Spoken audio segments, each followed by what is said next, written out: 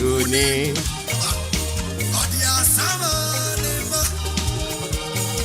Kabarie butia.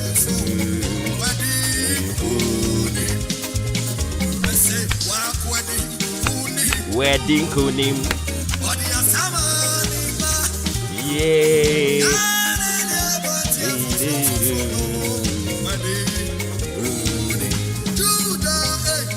Debusia kumujatano. Ah. Na na na. Wa wedding kunim.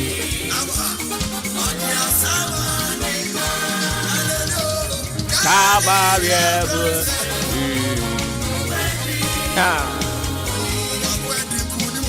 Wa wedding kunim.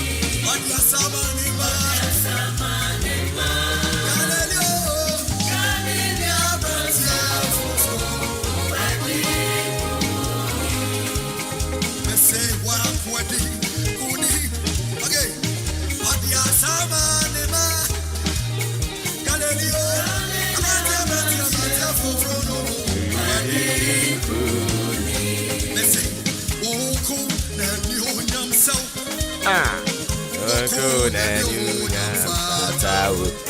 Jesus when you yam children and children sing oh yeah Jesus when you yam strength. Yes.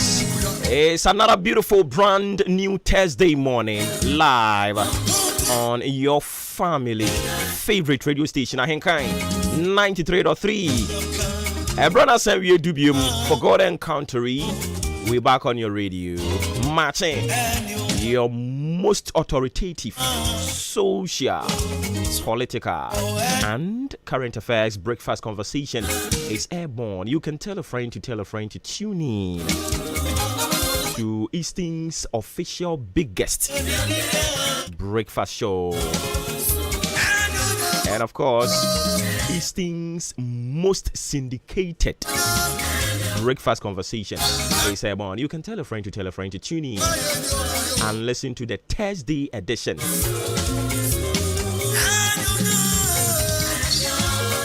I don't point mu. Megiri se bibia boko. Ahode wo. Nyame adom se wo ho ya yenso yen ho ye. So for God Encountering, we back on your radio.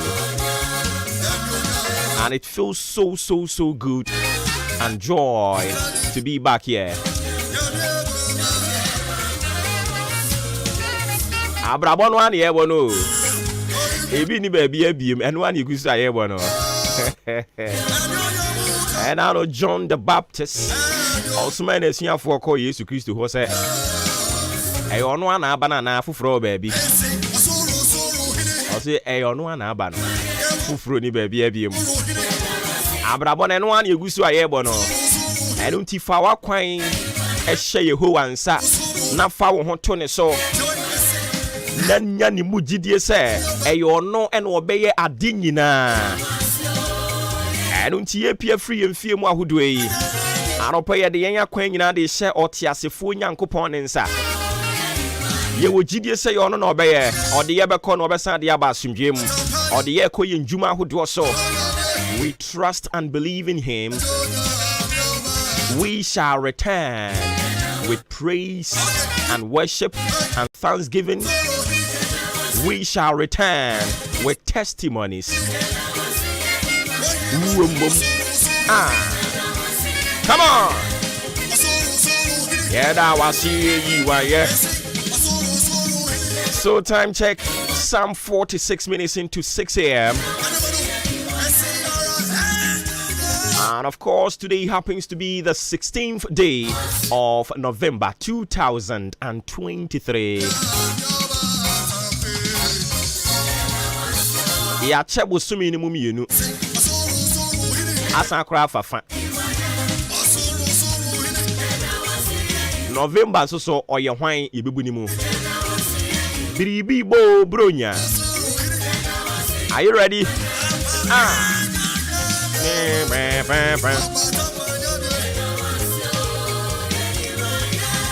As usual, we are transmitting live from our national studios here. Ekuya Frakoma precisely. You are Chimabo Wabo. I don't know what Eastern region. Epuya Mantemo. And it's more joining outside Ghana. You are Ghana. Eastern part of it. But baby, I will pass. Zoom in. And now, baby, we are. You watch my boabo. I don't know what Bremu Central Municipal Assembly. And I say Achimudan constituency. You were Presby Primary. One more school more.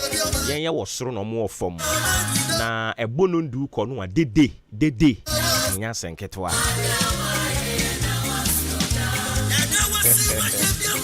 That was you da. Mejiri say oda ye. O utimi nyani ye on. Say na signal ye kama. Ana eni ni pepeja. Whatever. Ye nyina no pay. Aye nyankopon pe ya san sorry about ya sefo asase so. Ye betwa osum kese ne so. For God Encountery. Back to factory reset. We shall definitely continue the bustling and the hustling, believing God for testimonies.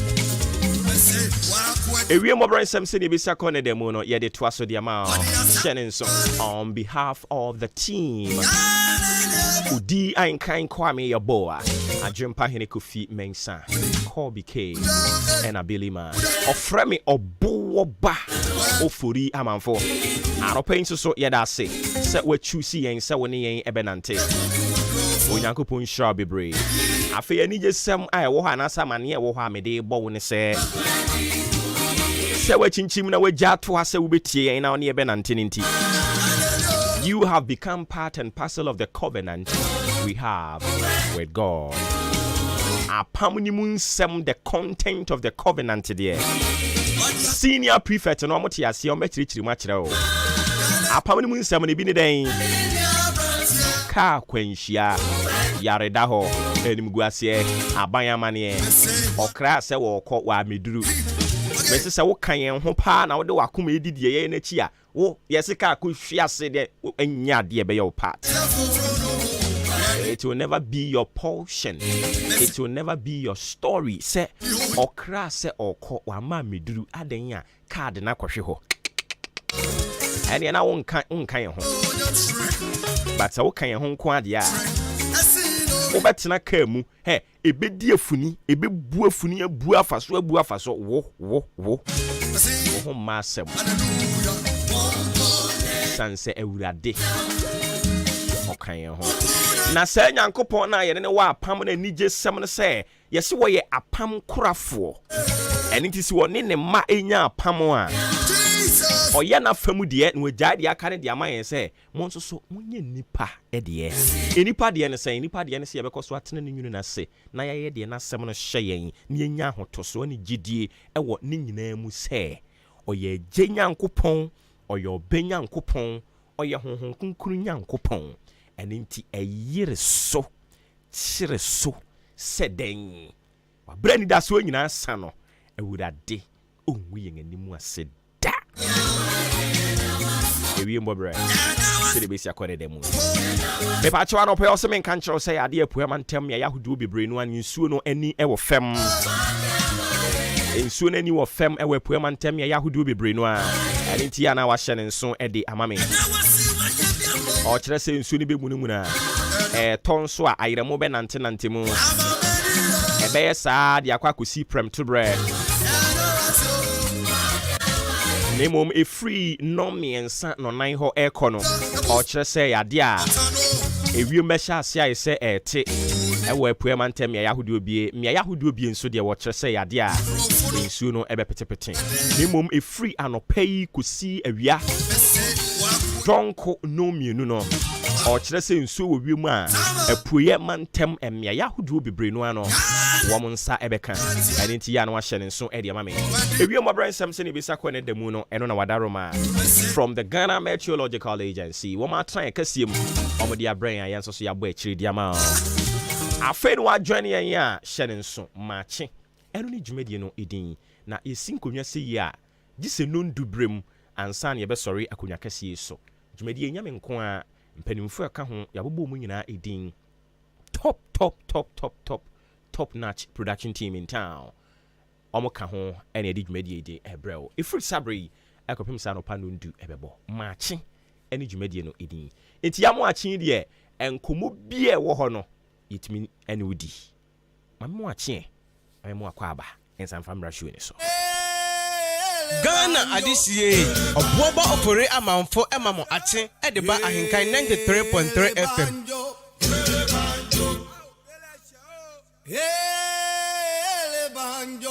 Enema bi we bushemu a ehia se Ewrade gya ye adwuma ebusua bi wo ha wonye yie wuti mu ani wo feel okay but wo ni hwe wo you okay nti obi tumi ka se ye busua de ye wonipa ye ni sika meme no ya adwene ohia bi a da wa busua mu no me tru chat trum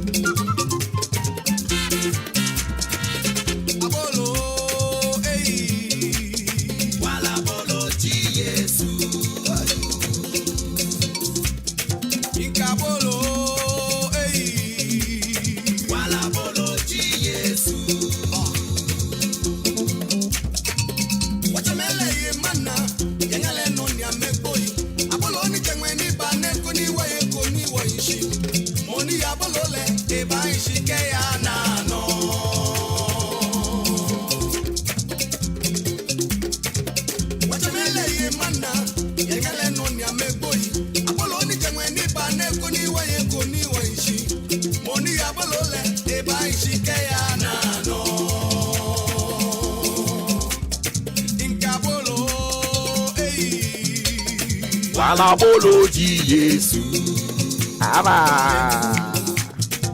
Hey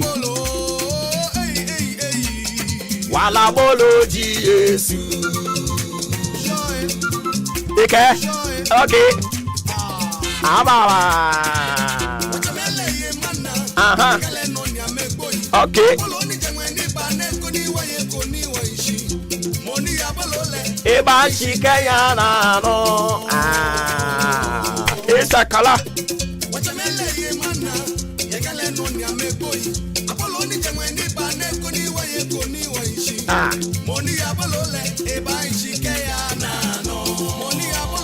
Eba shikaya na no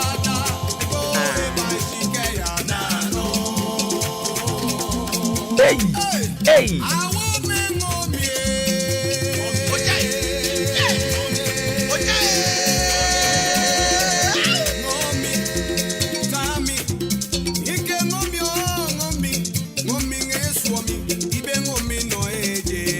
ya Mommy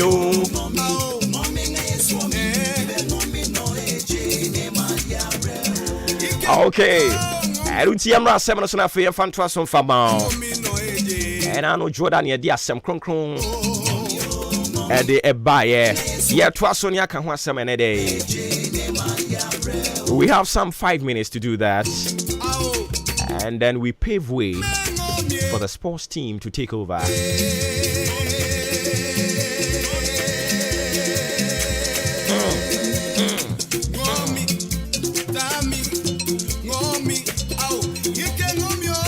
So still talking about and now asema David oni onyankopon nya enkomodidie ode to nanim oti so teach me to number my days so that I may get the heart of wisdom. Hey.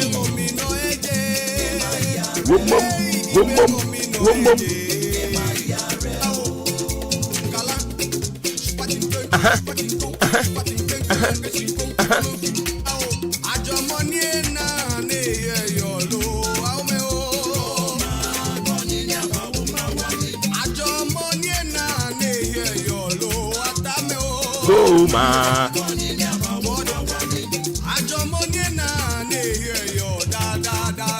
Goma.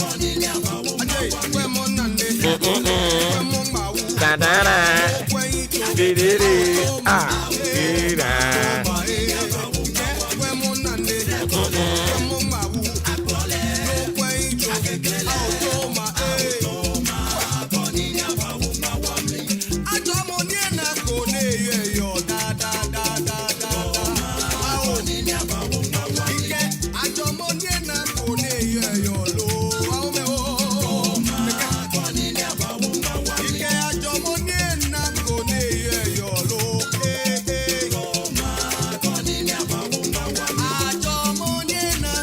So the book of Psalms,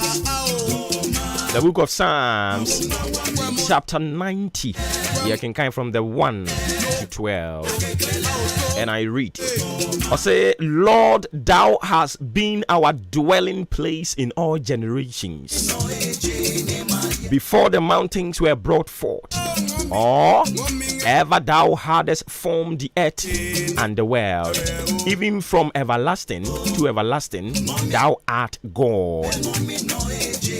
Verse 3, thou turnest man to destruction, and sayest, return ye children of man.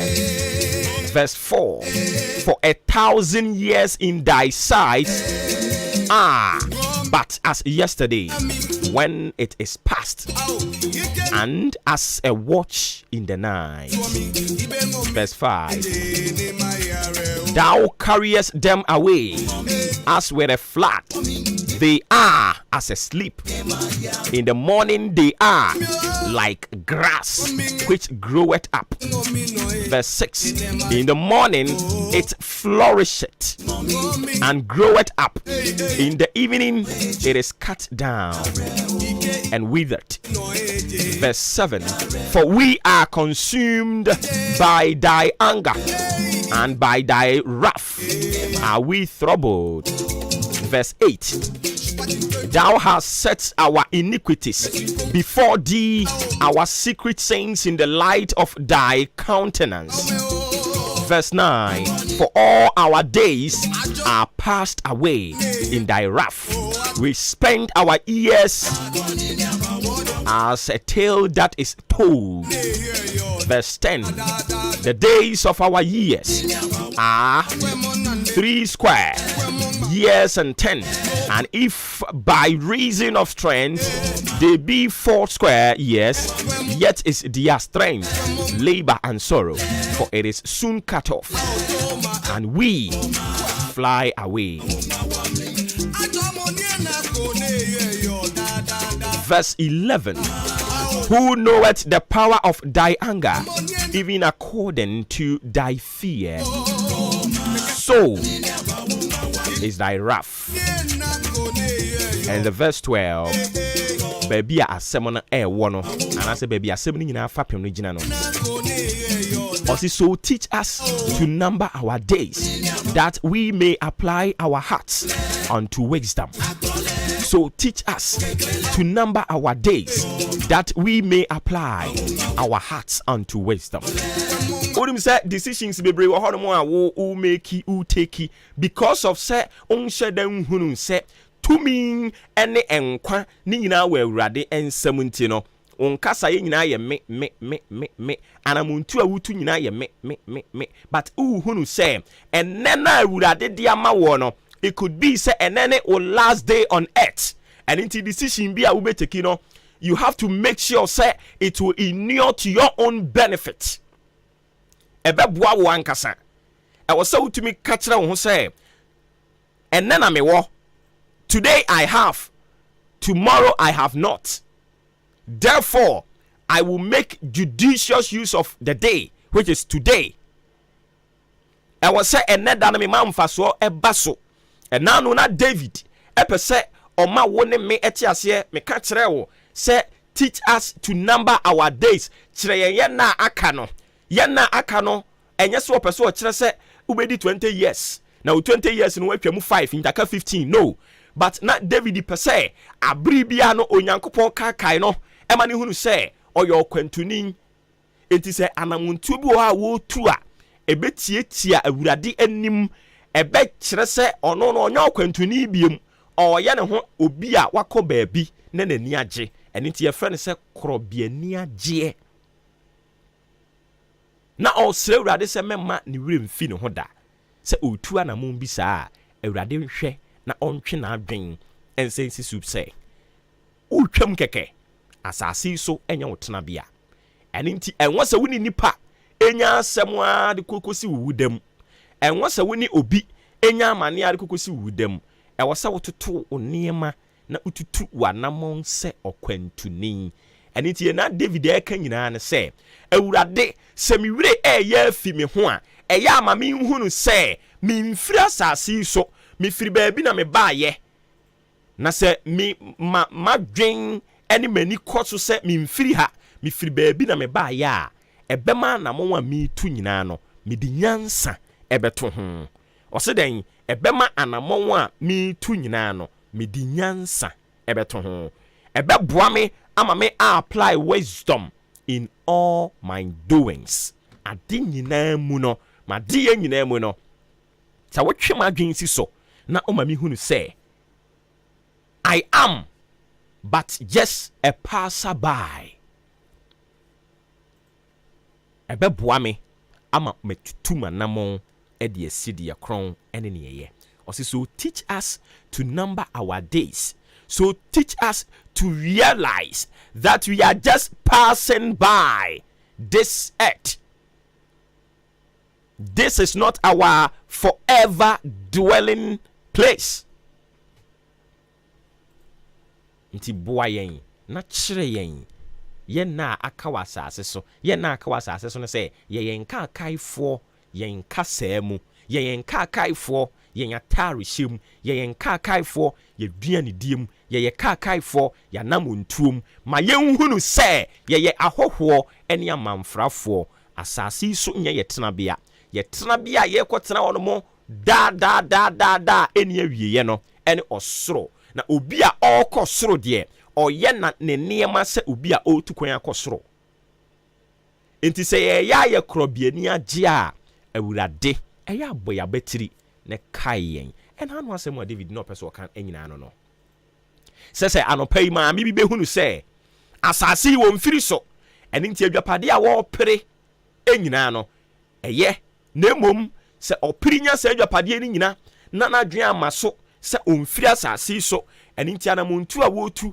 nkasaye a wɔka nneɛma a ɔyɛ no wanyɛ ne sɛ obi a ɔyɛ ɔkwantuni na emom ɔyɛ ne ho sɛ obi a ɔyɛ korɔbiani agye a wanhwɛ yi a na wɔde ne nsa ase n'anum aka daakye ɛne nti Awurade kyerɛ yɛn sɛ yɛmfiri asase so na yɛanamontuo asɛ obi a ɔtu kwan afiri ha akɔ ɔsoro akɔtena hɔ ne nkwanna ɛnyinaa Awurade ntina anim nkyerɛ yɛn ɔnka yɛn ho ɔnommoa yɛn na ɔnyɛ yɛn kaakaifoɔ yɛade yɛn nyinaa emu ɛnɛ nso so yɛsrɛ no sɛ Awurade ɔnka yɛn ho yɛpia firi yɛn fie ahodoom akɔ yɛn nnwuma soɔ no yɛsrɛ wɔ no ɔteasefoɔ Nyankopɔn sɛ ɔnte n'anim nkyerɛ yɛn na ɔnka yɛn ho na ɔma yɛn adansedie onwunu nyo no ɔma yɛn nso so yɛnni adanseɛ na ɛmfa nnuonyam hyɛ ɛnkɔma ne din kronkron no ɛwɔ Yesu Kristo tini mu amen. Sports ɛne yɛde toa so ɔmo wie a yɛbɛsan aba na afei yɛaba bɛtoa ɔsom kɛseɛ no so ɛde ama wo yɛkɔ aba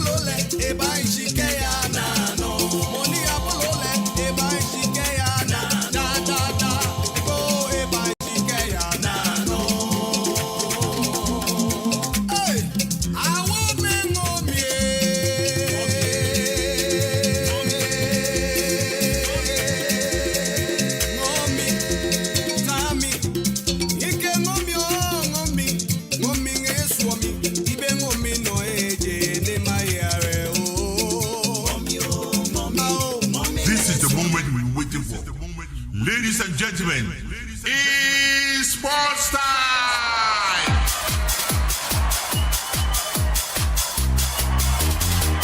Abozeke Sports, Jagum!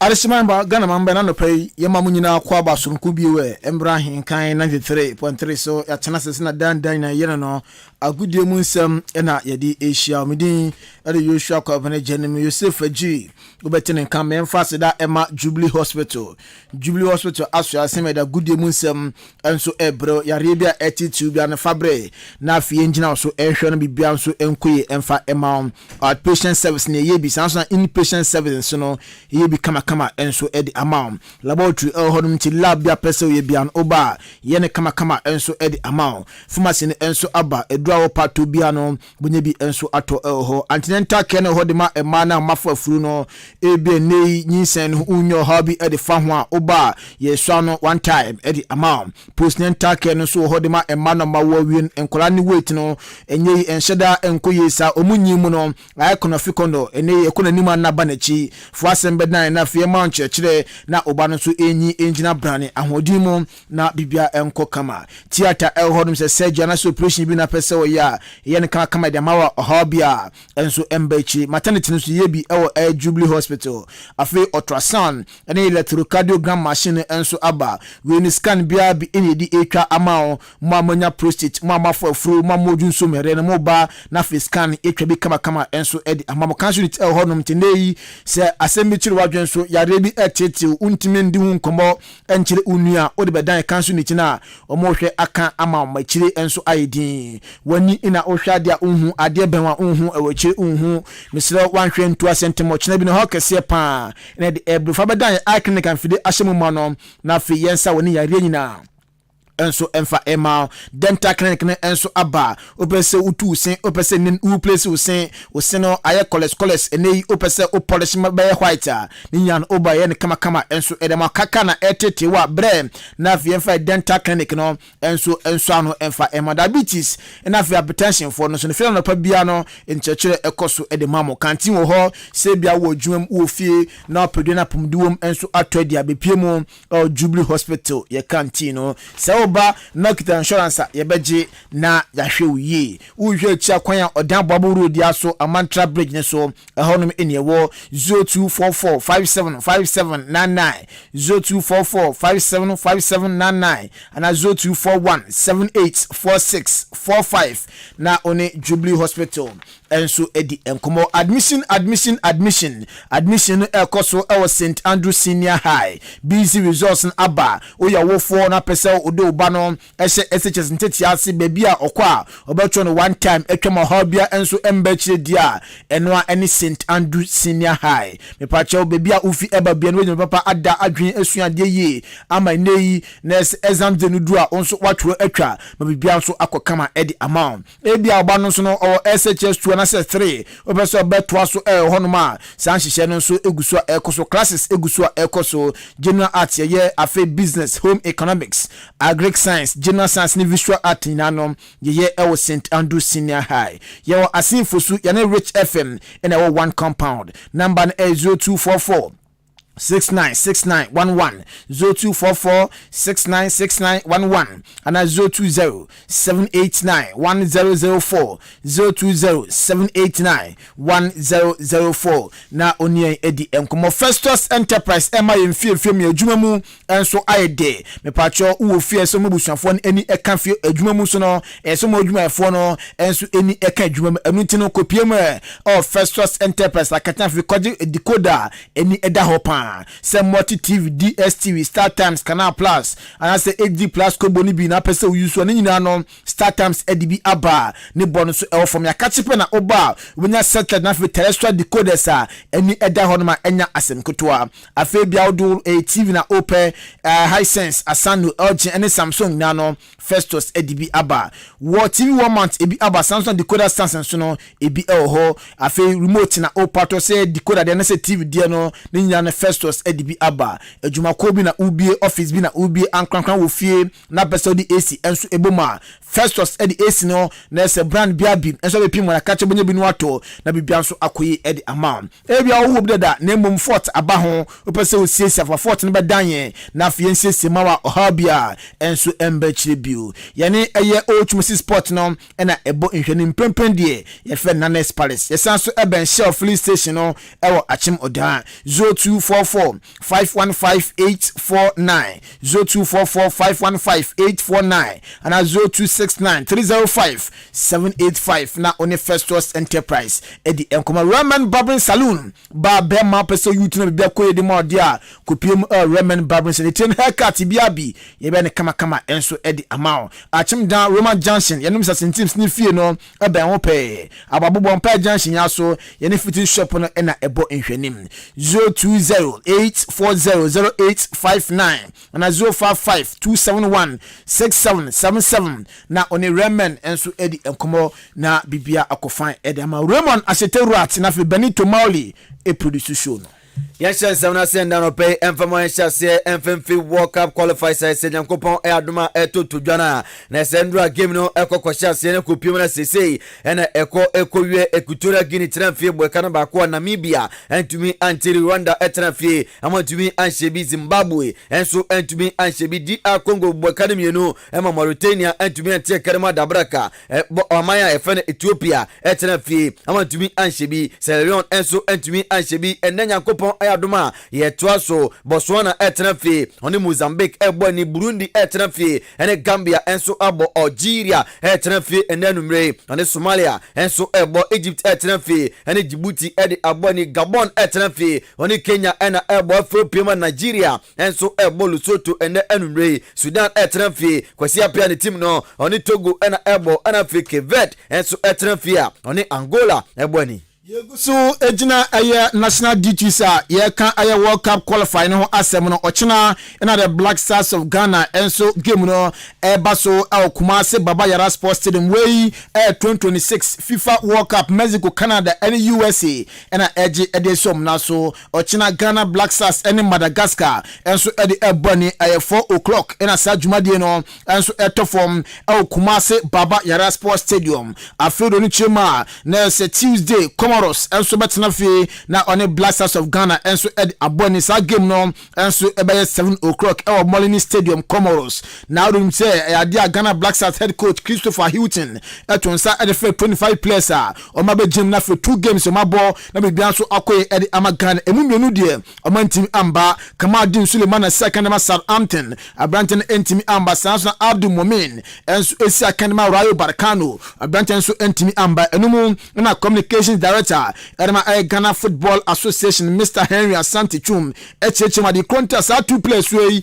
omantimi ana Black Stars call up no about players me no at any point in time Bia obey call up no you need to speak to the player, you need to speak to their clubs. Player normal green light club only need 2 means or stop player no. Unless in extreme circumstances akoba se player no epra yebesha come out in a free World Cup by episode we see a kind be pe e dey amay and onya long injury layoff I say now Ababaka or pick it up and you know I think say after talking to the technical team no player no feel say obinya emre kakra or pick the form now if you're picking the form then he can avail himself for national duties. Coach, you know, feels sebi nyansa mumi so since I free 2021 AFCON I exited group stage. I think Gomo will share on share that and get it closer to the team. Papa Biasa on also Afena we changing club we call Rayo Vallecano onya game time. You know sometimes these players also think about what is best for them in terms of form and then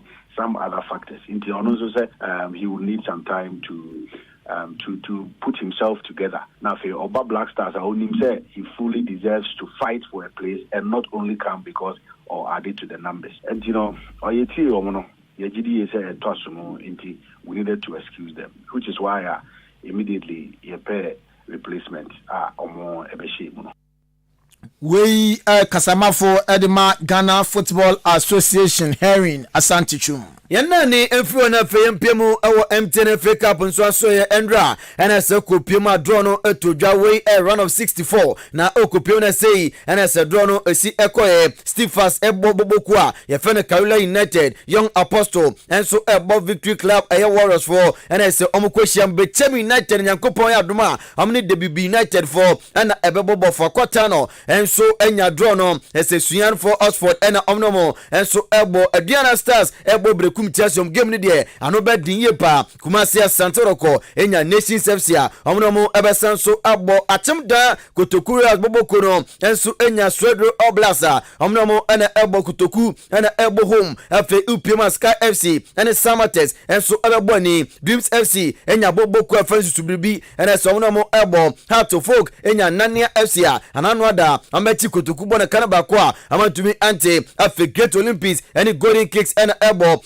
Lagos Cities and Accra Lions Upioma Sawa United for Amusu Asia Home Stars na Amade Aboni and Afi Hearts of Lions and Akati All Stars for and so Ebo na way and I said Drono Eto Jarieno and a GFS member a pair for the Eugene Noble and Komo Edijaye or Sisi Kasam de Amato Bibia.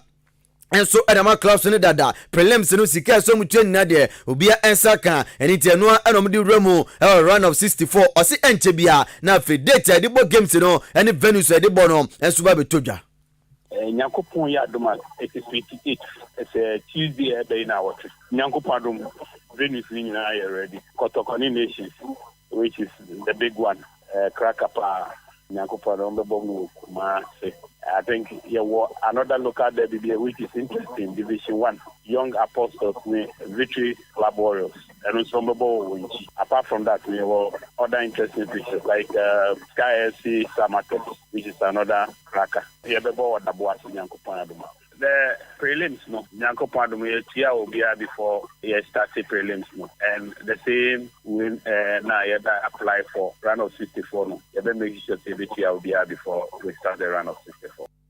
We ayan komana se GF Eskuma pa fa ne Eugene Noble edi ejaye yemfiro na fe yemfa ni enchiremo enso ewo eye National Sports Authority NS ni twanetia enso ede fe no Deputy Director General edema NSC eye papa ni din ede Abdul Majid Bawa na wakasa kakra enso ede afa na je se NSC omu dwumadia omu edi ho ni nsemu no chema o se sport journal se yokroma no se eyade a ye green se ade a NSC no be ye bia no o se nya papa or say even sport journalists you take the decision and sana ya tinyoma say and say sports for no say pese tinyoma say ebopin wom na from church na mamu ye behu say na mamu ye nyina no enya de omu etwa ntwancha bia na mum omo ye ade trudo.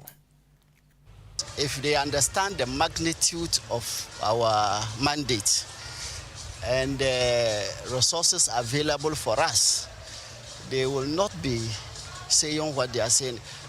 You see, our media, especially the sports media, is so diverse, and they take decisions before they try to find out what actually is happening. Very few of them will probe to understand.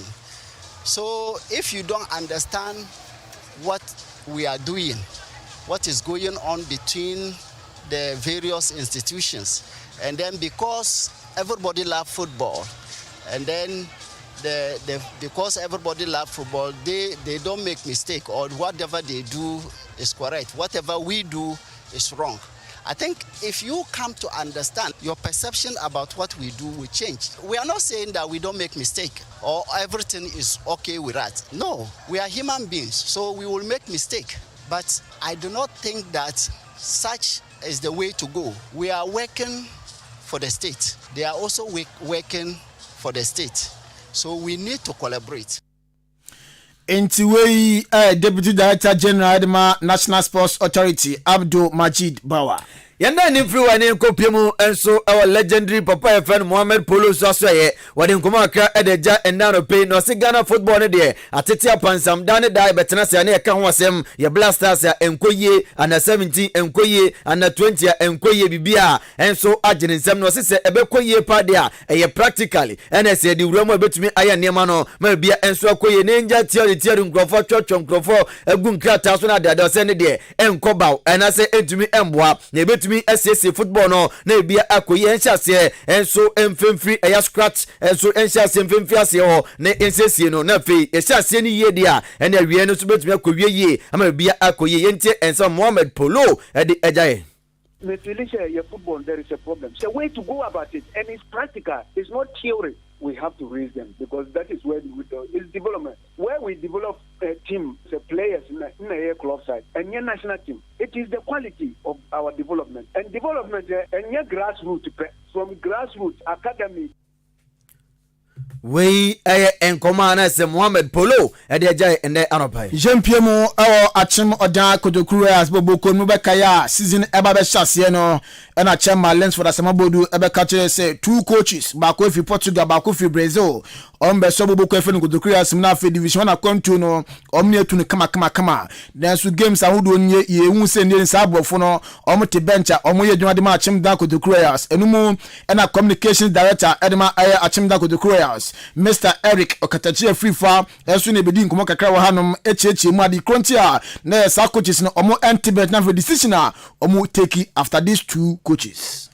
Something small on the coaching department and the technical team. Something small kakra. The woman in Iran say abrafo no in fact meka Brazilians no omo buy no nanka omo ba be full part-time job edam Kotoku but nkomo ba ko mienu bi ko so a na abrafo no ntimi mba nti won se Kotoku ampa ye ntimi a dog kra say ebia because coach bi Kotoku be fa ni bia even is a check kra na be a dog no am we say nti ye he no na enioma e say dia mo si complaining ni ade no na nya de on betimi atana nti na ye na ye buta ye sen kasa match bi is a new coach ba ansa na kasa enura match na koso but enioma ba ko bi and he is a national coach, a national team coach, and Obaba Fakutuku team. Yeah, Ghana national team coach.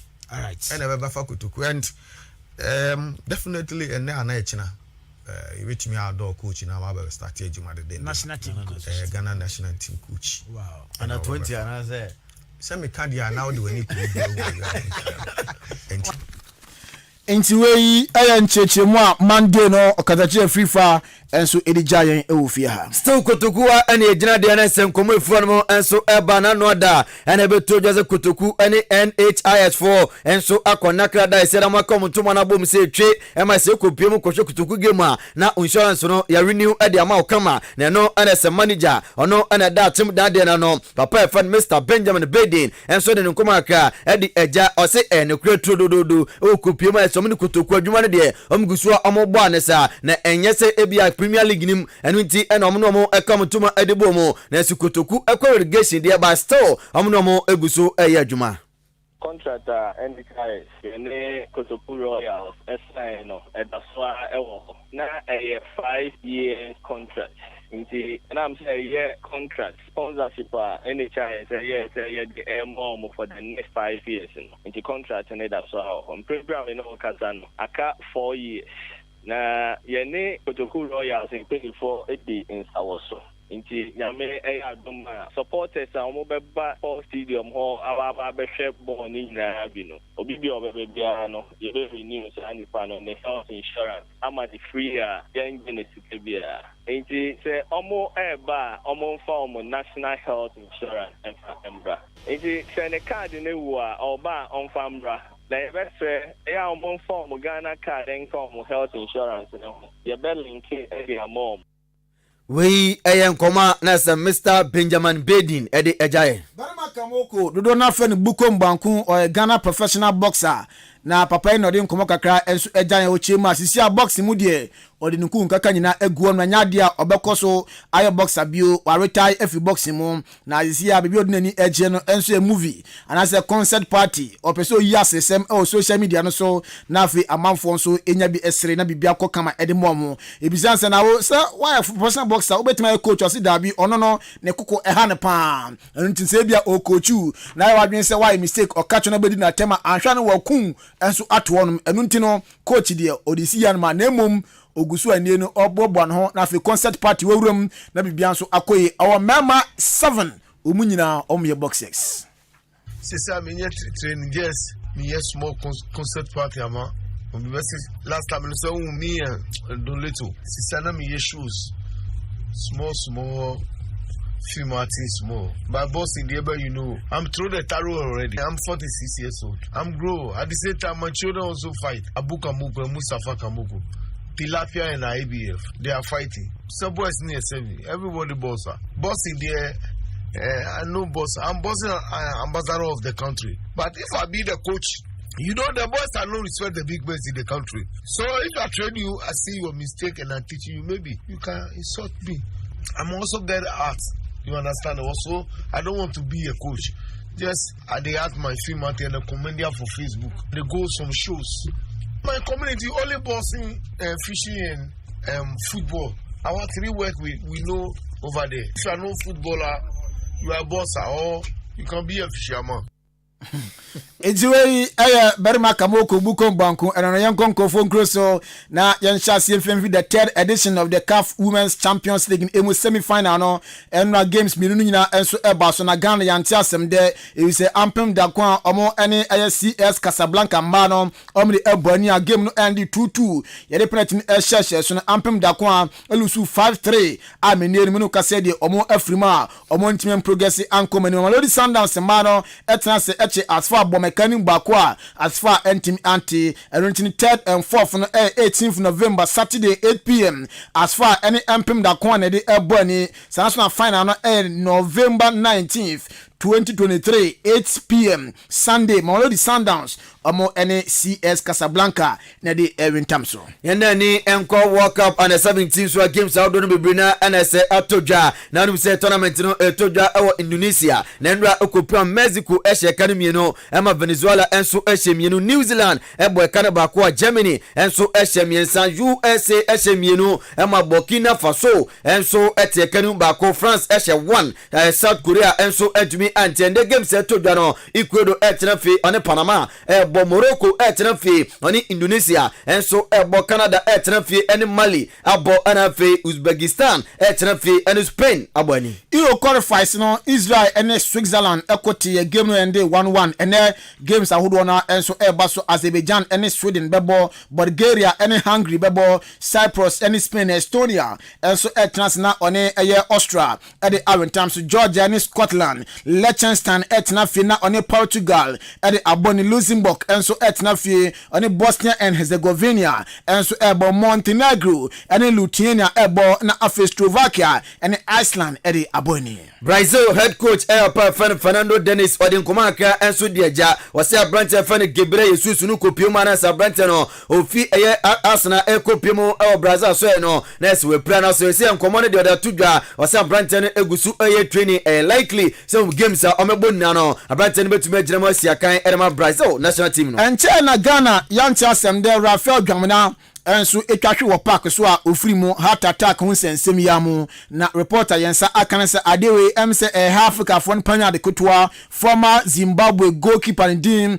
enso ede George Chigova papa no so etwahwe ya ono so awu ono de wantwahwe agopama so na mom ni fie I was South Africa na pan etwahwe ya ono so ahwe ni nkwa reporter yensa akanse Samuel July ni mu otwahwe baako ene bibia ekoye second one de emse nsia de no eba second one na edo kwane say 2 years na pan enyaye na oginemu esi akanta the 2 games edema Zimbabwe man na osi akanema Super Sports United ono so enka atasfo assassin so bio Eduardo Camavinga Andra Brantano Aquacopra our France akache na numza Brant osina kan edema Madrid bubo konu na Andra na sokopemo our France asoya okobwa na mana bia so akoyi na sese Andra Aquacopra endeskano etodwa na fe ya hwesa Brantano obabesi akan na nzenya anasa okwakwotrenfi akohome kakra Sandro Tonali nsancheye na betting issues fall no na nearby some say Italian players in the zia de betting no omde omho jimpa report and second latest one no Abrantia ono sundi ede Alexander Forenzi reporter Ebas say Italian player we ono so no impenifo action say oba no betting legal issues papa so ehon fall ma AC Milan defender report say ade impenifo enso investigate na fe omahwe se neman ebubo ne dia anhwe ono so kwotena fi a ball onsia kan ewumbio Newcastle United asye almost 20 million pounds call Liverpool see the board there omni boye papa we asa fene na opetima ukọ na chia na se bokode na se Liverpool asye amo abrante bia fe Jonathan Tah esa abrante onimbo boye pa Newcastle so amkoto no na fe Jonathan fe bia besi akan e de amom yan fancy anu na yan kona nti nyame adoma yi no nana owusu apia fi de din na ba okay nana owusu apia Sanahene of Achim Winchi, Tiabeko na Yakoboa, Mr. Boating. Ena yan so ye electrician, bright and so say or yen na yi na ye freno ye bafo ejiwa brafo ejakwa na ye ejakwa kwakun bafo ejakwa kwakun ewo Achim dan haya Old Town na sa dwumadie no enso eba so nkunwa soafo hene Palace ena eye Lane of State no eba so ai ena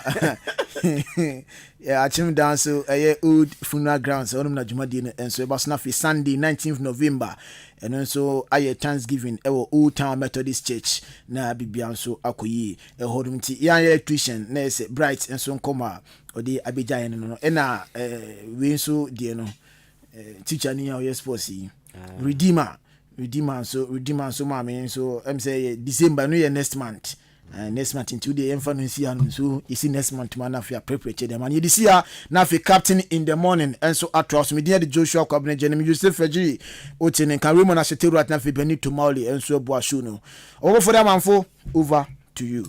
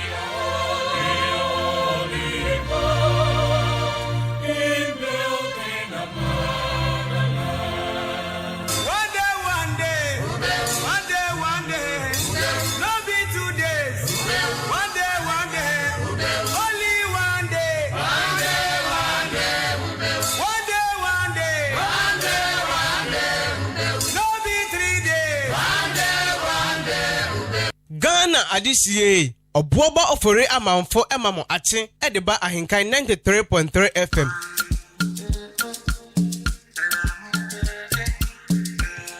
trendybeats.com.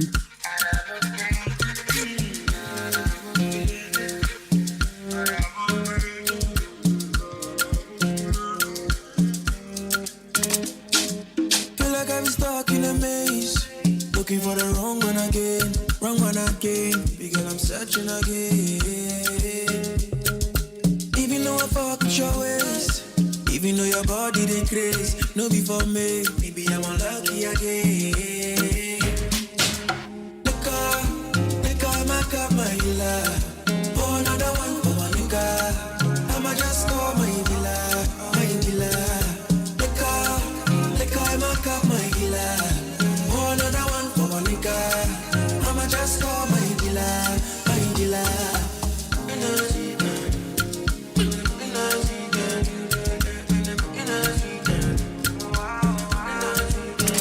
Alright then, my dealer come quickly, cause my case is critical. Ghana adisiye obuoma ofore amanfo emamo ache edeba ahinkai 93.3 FM. And anytime I find someone to love, she go do me why oh. And after me give her my everything, she go break in my heart oh. You feel like say all the bad things I do. Ghana adisiye obuoma ofore amanfo emamo ache edeba ahinkai 93.3 FM.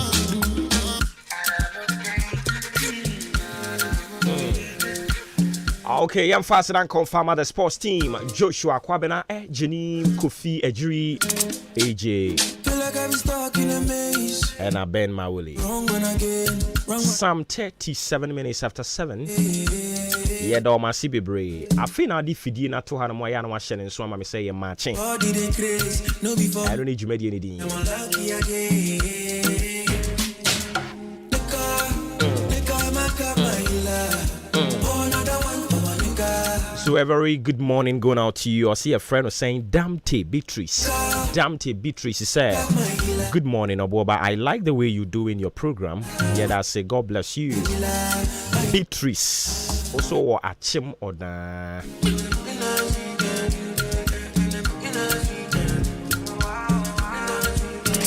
Alright then, my dealer come quickly,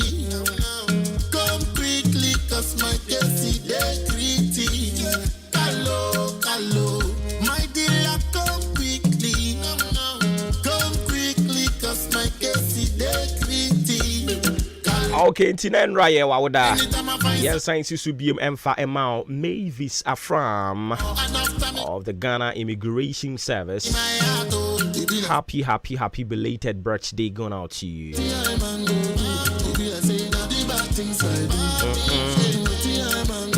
Hey.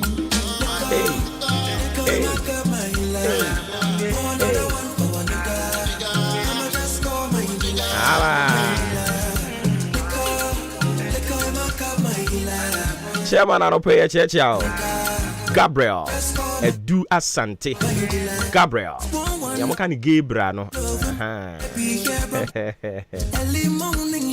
So chairman Obo for back up Anope me ma good morning.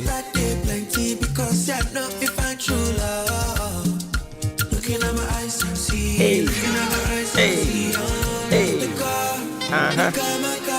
I feel for back with the two. Yeah, get him. I'ma just call my dealer, Yam fan for her.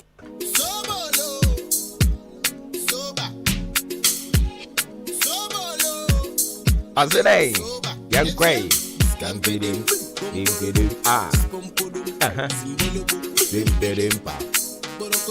Oh, I. Sir? It's today, young Quay.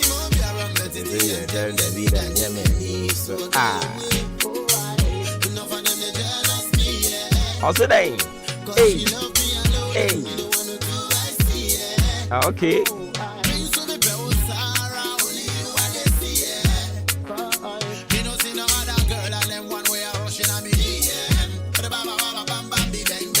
Separate chef and sabe many. I separate chef and sabe many. Pansabe many. Meu mama.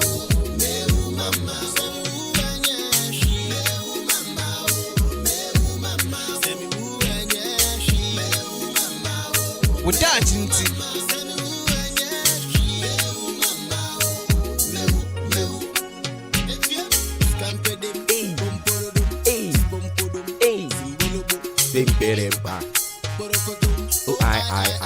I wanna make you know, say you be special, or that you know be wholesale. No be wholesale. My love for you, where they make me Okay, me pacho yam fa wada chinti obra kwantu afutu na de sua wo me yam fa nto aso mfa ma. Anopa yi nkomo ho no mo ayebedi ni bibredi ama o. And in Tiana was shedding so Enra, the finance minister or parliament pursuant to the 1992 constitution. Part-time Makwang said the president of the republic through the finance minister presented a budget statement. So from there no parliament members of parliament, you know, the friend say post budget workshop. Nia could train you na fi back because we say the other koye no Obruni Beka say the abridged version of the whole budget omo ebe spending on Yankopon Yadoma 2024.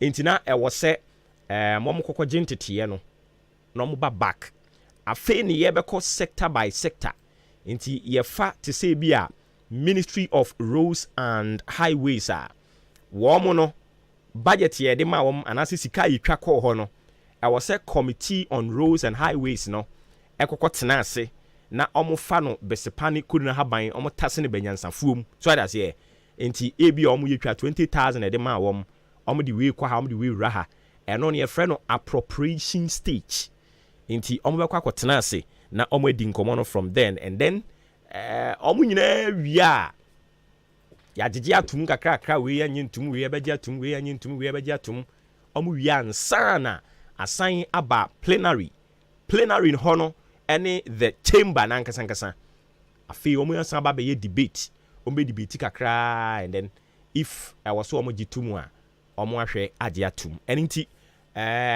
processes kakra ewo ho a ebe go through ansana yaje atum anase yanyintum no anope yebehwe ne edi ho nkomo aftermath of a year budget statement presentation no enkomo bebre ewo ho enkrofo bisa se akonhoma sika na nkasa kra no de no kasa de fa ho ede ye put no into 10 points eniema hodo e koso no ewa pa but ma bɔ modern a atechem mako 10 ye ne ebeche yebesua nti ya na wa hye ne nso afei yewie nso a yebe company mfo a wo mo aben yeba ne sikase mu nya ko bi so om se de ndre course no de ne ye borofo maame afia buru ni wotie ne sa na ne ho dwan no nti sisi a no omo no makɔ hu sukuu opani kan oforiata borofo ko kan ne bibiribi kukutukutu bible no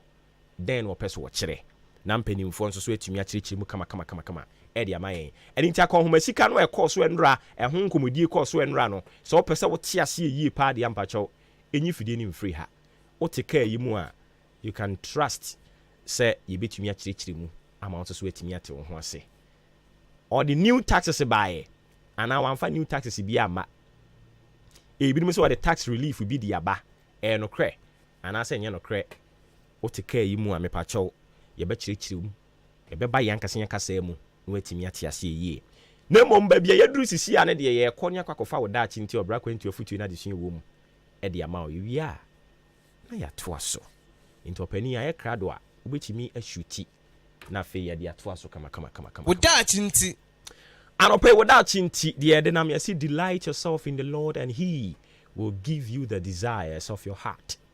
Delight yourself in the Lord and he will give you the desires of your heart.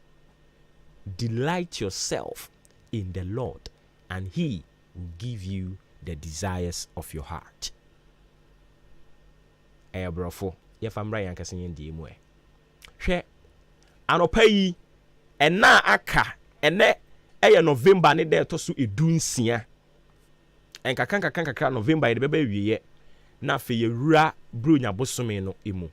Aka nefu aka kra bi na ye de afiwe akwa wiye medofo ni Nyankopon ka fa wo hu bia no enya mamu enya abotre na anapeya ne yekenkan Bible no ehunu ewo David ndwom aduokono enkenkan so no a ede ba no ye kenkan beduru baabi hunu sɛ ɔse na dakoro ɛyɛ onyankopɔn n'ani so mfie apem ɛna mfie apem nso ɛyɛ onyankopɔn ani so dakoro na sɛ onu nyankopɔn ka sɛ wɔde da baako bɛsesa wabrabɔ a obia ni wɔn mo obetumi ne na konkonyasie obia ni wɔn mo obetumi a challenge no ɛnu nti na meka kyerɛ wa no pɛ sɛ yɛsum nyame a wɔte ase yɛsum nyame a ɔyɛ bigger than the Bible. O Bible na de akwakoto mpase no onyankopɔn a yɛsum no is bigger than sa Bible no. Yɛsum nyankopɔn a sɛ ɔka sɛ ɔbɛyɛ a ɔne nipa bi nkonkosi nkonwa emisa sɛ o maduru ahenka na FM mepɛ sɛ misira ɔboɔba ɛne ntima me kɔbisi na adwuma yɛfoɔ no nkɛnsɛm a abɛte Awurade nyankopɔn pɛ sɛ ɔhyira wo a he does not consult anyone. He will just bless you without recourse to any consultations. Enti anopa yi dia meka kyerɛ wo ne sɛ oyo nyame a wɔso oyo nyame a wɔsombo oyo nyame a sɛ wode wakwan hyɛ ne nsa a ɔnwu w'anim ase da ɛne nti fa wo ho to ne so fa wo werɛ hyɛ ne mu he adwuma na wo yɛ no fa hyɛ Awurade nsa wate afuo no fa hyɛ Awurade nsa wobɛte sɛ nkrɔfoɔ sɛ mate sɛ malam bi apie baabi mate sɛ ɔsɔfoɔ bi apie baabi mo gye Yesu mogya Yesu ha mogya wo nim Yesu mogya ne kala ha ɛna mama nkrɔfoɔ daadaa mo abubu wine no na wodi nsu awɔ no na de agu bottle mu na watwera bɔ ho Yesu mogya ɔno nim Yesu mogya kala ɛna mama nkrɔfoɔ bu mu fa so a masɛm ɛmɔbɔ mama nkrɔfoɔ bu mu fa so ɛna yɛatwe ma adwene di si so sɛ tumi wɔ sticker mu ɛne nti sɛ woanya bi a mmɔ dan no a afie wei ahwe ya wontimi ntwa na mibisa yɛn ya anto sticker from January ɛbɛpem saa abere yawu mama nkrɔfoɔ bi daadaa mo nkrɔfoɔ bi hunahuna mo religiosity ɛna nkrɔfoɔ de tete mo bata no pay. I have come to tell you sɛ tumi bi ani wɔn mo a ɛso sene onyankopɔn tumi sɛ wo makwan ama nyankopɔn na kasa betena wo mu a sticker entimi nya hwee Yesu mo jana wako bubu batu mu a yɛtɔn na abo den ma mo enkrofo na onipa dasani yare ba ko bia me hu yare me sɛ wo ɛwɔ se yɛsan twa wo maa wo yare ɛwɔ sɛ wo kɔ hospital ye kɔ hwɛw wa me atam akɔto ason dem se yɛ ma Yesu moja yɛde wo Yesu moja ɛne wawu nti we wɔ se wo papa fun ani so anka wɔ so nka wo san tam fun no papa ne tantan so because na adwene nya dwuma wo no wawu na wɔ so wɔ san wu ba akɔka ho because adwene no emu alusu o yare a yakwa yare sabia na sɛ wo hwɛ na sɛ yɛ sunsun mu dia nso a wa ma asɔfoɔ no nso so de mpaebɔ ata akyire mɛme amfa nkɔto asɔre fie wa bra wuwu go to the hospital ma asɔfoɔ no mra mɛbɔ mpae mfa ma wo Bible me yɛte ase Bible na yɛnyina kenkan na amrɔfo ne de baayɛ no a yɛnyina kenkan no baabi a ya kenkan akɔkɔ hunu ne sɛ time a wɔte Peter de kɔkɔ to afiase no asɔfo no anka sɛ ansa na Peter ibegya no gye kɔ time ne de ne bɛto asɔre fie ne yɛde ne hankɔ ansa na yɛgya no Bible sɛ na akristofoɔ no twa hyiaayɛ na wɔn bɔ odi ma mpaebɔ listen to me sɛ o bompae dia ma obi emfa ho so wo wanim ba bi owo bi abompae no ebekɔ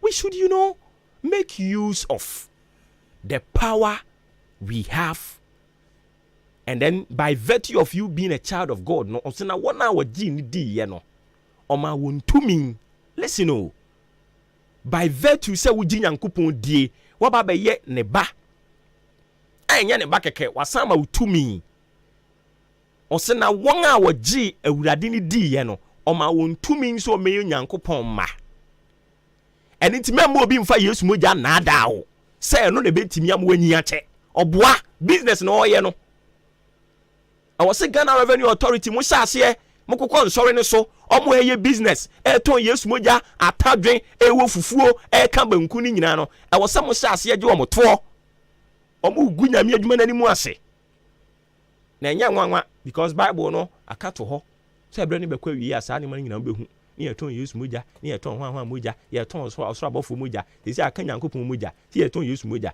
nti efiri Yesu moja be ko Mary moja from Mary moja ne yekoye ni Martha moja ye betonton sa ne yedi tum futuro gumani ena won so wa ma wo ho kwan ena ye tum futuro guani ena wura afi kura asese wo bompa ya Nyankopon betie wo delight yourself in the Lord and he will give you the desires of your heart. The dawa koma su bia no e wo se wutumi e build a certain altar e wo wan kasa wo danim e wo se wutumi ti ase se men so se me tigina se me bompa ya awurade betie me mema medwafo mfa wo nyenkoa mema nkrofo nhunahuna wo mahunu se wuti ye peteti e ho ati e de benti. Oh my friend, adia ba ko a pura Ghana eye religiosity ye de nyame som de akata yani en ye din semone ye hunahuna nkrofo okọ prophetic service ni bia yem kra be hyew ehunahuna adwen ye chichiri to nkrofo tirim eno nko atimi kun tumi ka tro se madam mahunu si ye de brantan apai wa pantan ansa na ebe kono giso yi sika to form bam maame ni simi ni sika osebo bosia asori bia me koye adwo mu nyina hu sika ka kire o mo se coins ye wo o bag ni mu nyina kura san yibra na upia bonten a osoro abofo be bre o sika na eni osoro abofo ntimi ma sika de na wo nyi bi mfiri ne ho direct. I mean, don't allow yourself for people to, bamboozle your mind, blindfold you, throw dust into your eyes, creating unnecessary fear and panic. Into what you say, attending to your to usro, a humbi I have to two to sono. Yakatra will say, Namia, domoa, a few inquiry, you be na and I edding. I'm telling you, some pampa crass a few will be meti hena you and I edding. Na me dani me tu sara kra mingu. Don't allow yourself for be to hunahuna you. Delight yourself in the Lord. Fa we be se Nyankopon mu jinidi. Se to de den ya oyo Nyankopon a wo so e chen asofo no. Oso chen o mu ehunahuna wo no. Na no ka mu nkomo. Maame no, Yesu moja ne de manya, me se madam we wo yare, me maame ne wanka me ne wonkasa biem. Sa wo de wo ho to Yesu moja so. Na wayi Yesu na nkasa asi nkyɛn o yare Yesu na nkasa no a se wo te ase a obɛyɛ nneɛma kɛse de ama wo no omfa wo ho nto ne so na emom ni moja oda ne vampire onum Yesu moja Awurade nhunu mmɔbɔ. Delight yourself in the Lord. Fa wo ho hyɛ ne mu na no asɛm ana ayi ka no ɔsɛ mi wo Yesu a wɔte mi mu. For the one that is in us, the one that liveth in us, is greater than the one that is in the world. So what is Yesu moja? What is a sticker? What is handkerchief? Enchene jene meko ye nkwan ason dem. Fa pieto bra. Fa hwan bra. Osofo be bom paya ama wo agese waje consultation fee ansa. What is happening? What is going on? And a Christopher yes yahunu Nyankopon no yama ye ho kwan na we nom eto da bia kokohwe akoa bia ono so yosofo a wo gye nkrofo hu sika dia eya na ya werɛ ho de Awurade aseso am yahunu han no ye ne omo anantenti ye mu suban Awurade emie wani na hunu som a wo sombo se Awurade bie wani amu hunu som a wo sombo a aka obi tutu anamo de asisi de ye me say eto de eden a wankasa edan anim ba wo hu deliverance me ye and it is working for me. Eto da bi na utin kan woni padua nim say niema nkoyie utin ka say ase me yare ase me yare ase niema nkoyie he wankasa fa wonsa to utiri so bompaye kaya wurade se oso obo se ni suban so ne seso na bompaye ma ho delight in him. Uni Nyankopon ayonko fa nye fe.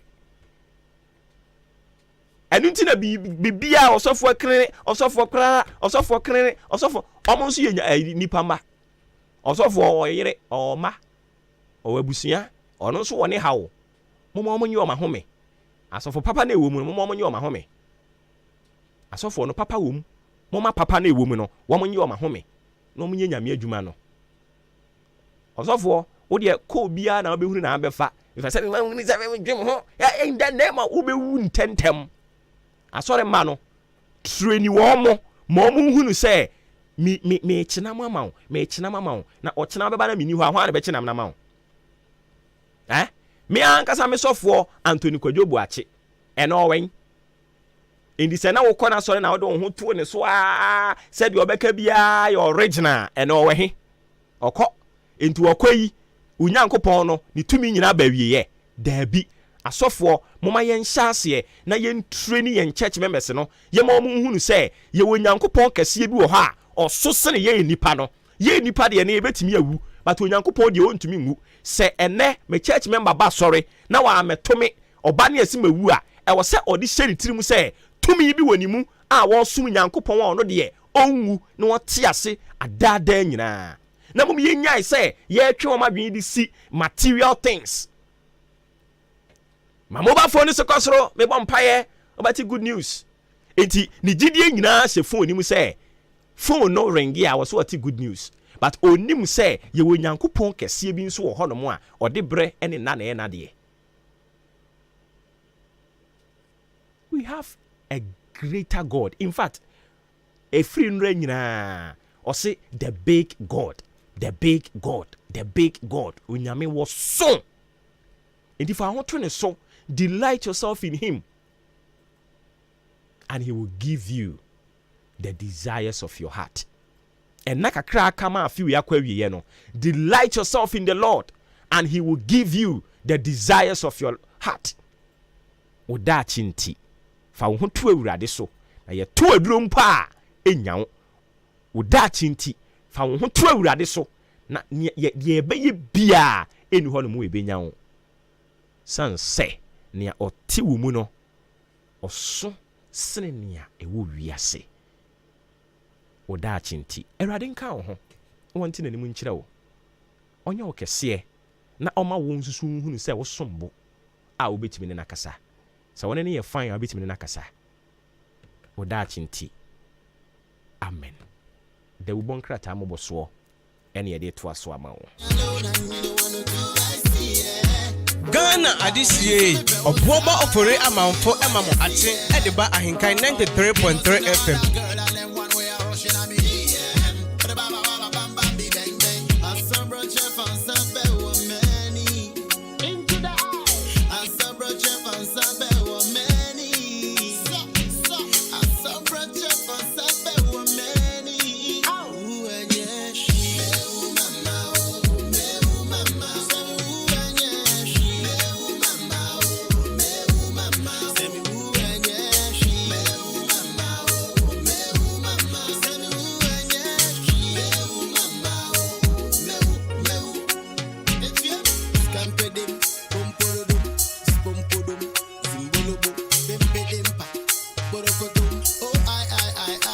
And so I ade ebe hwese ye ne wo bedi nkomo kakra de afa kane mampani John Dramani Mahama say or the promises base 23 bi dia ba abonten not even promises or say alternative say nkrofo bi say na de no so de beba de no de beba wa ba biem de ben ya na de na person ye de okay wakasa no den na Ghana for the 2 minute ma wa obeye ono so ode aba wa list inti ma show bo ene say I will run you through that pages, you know.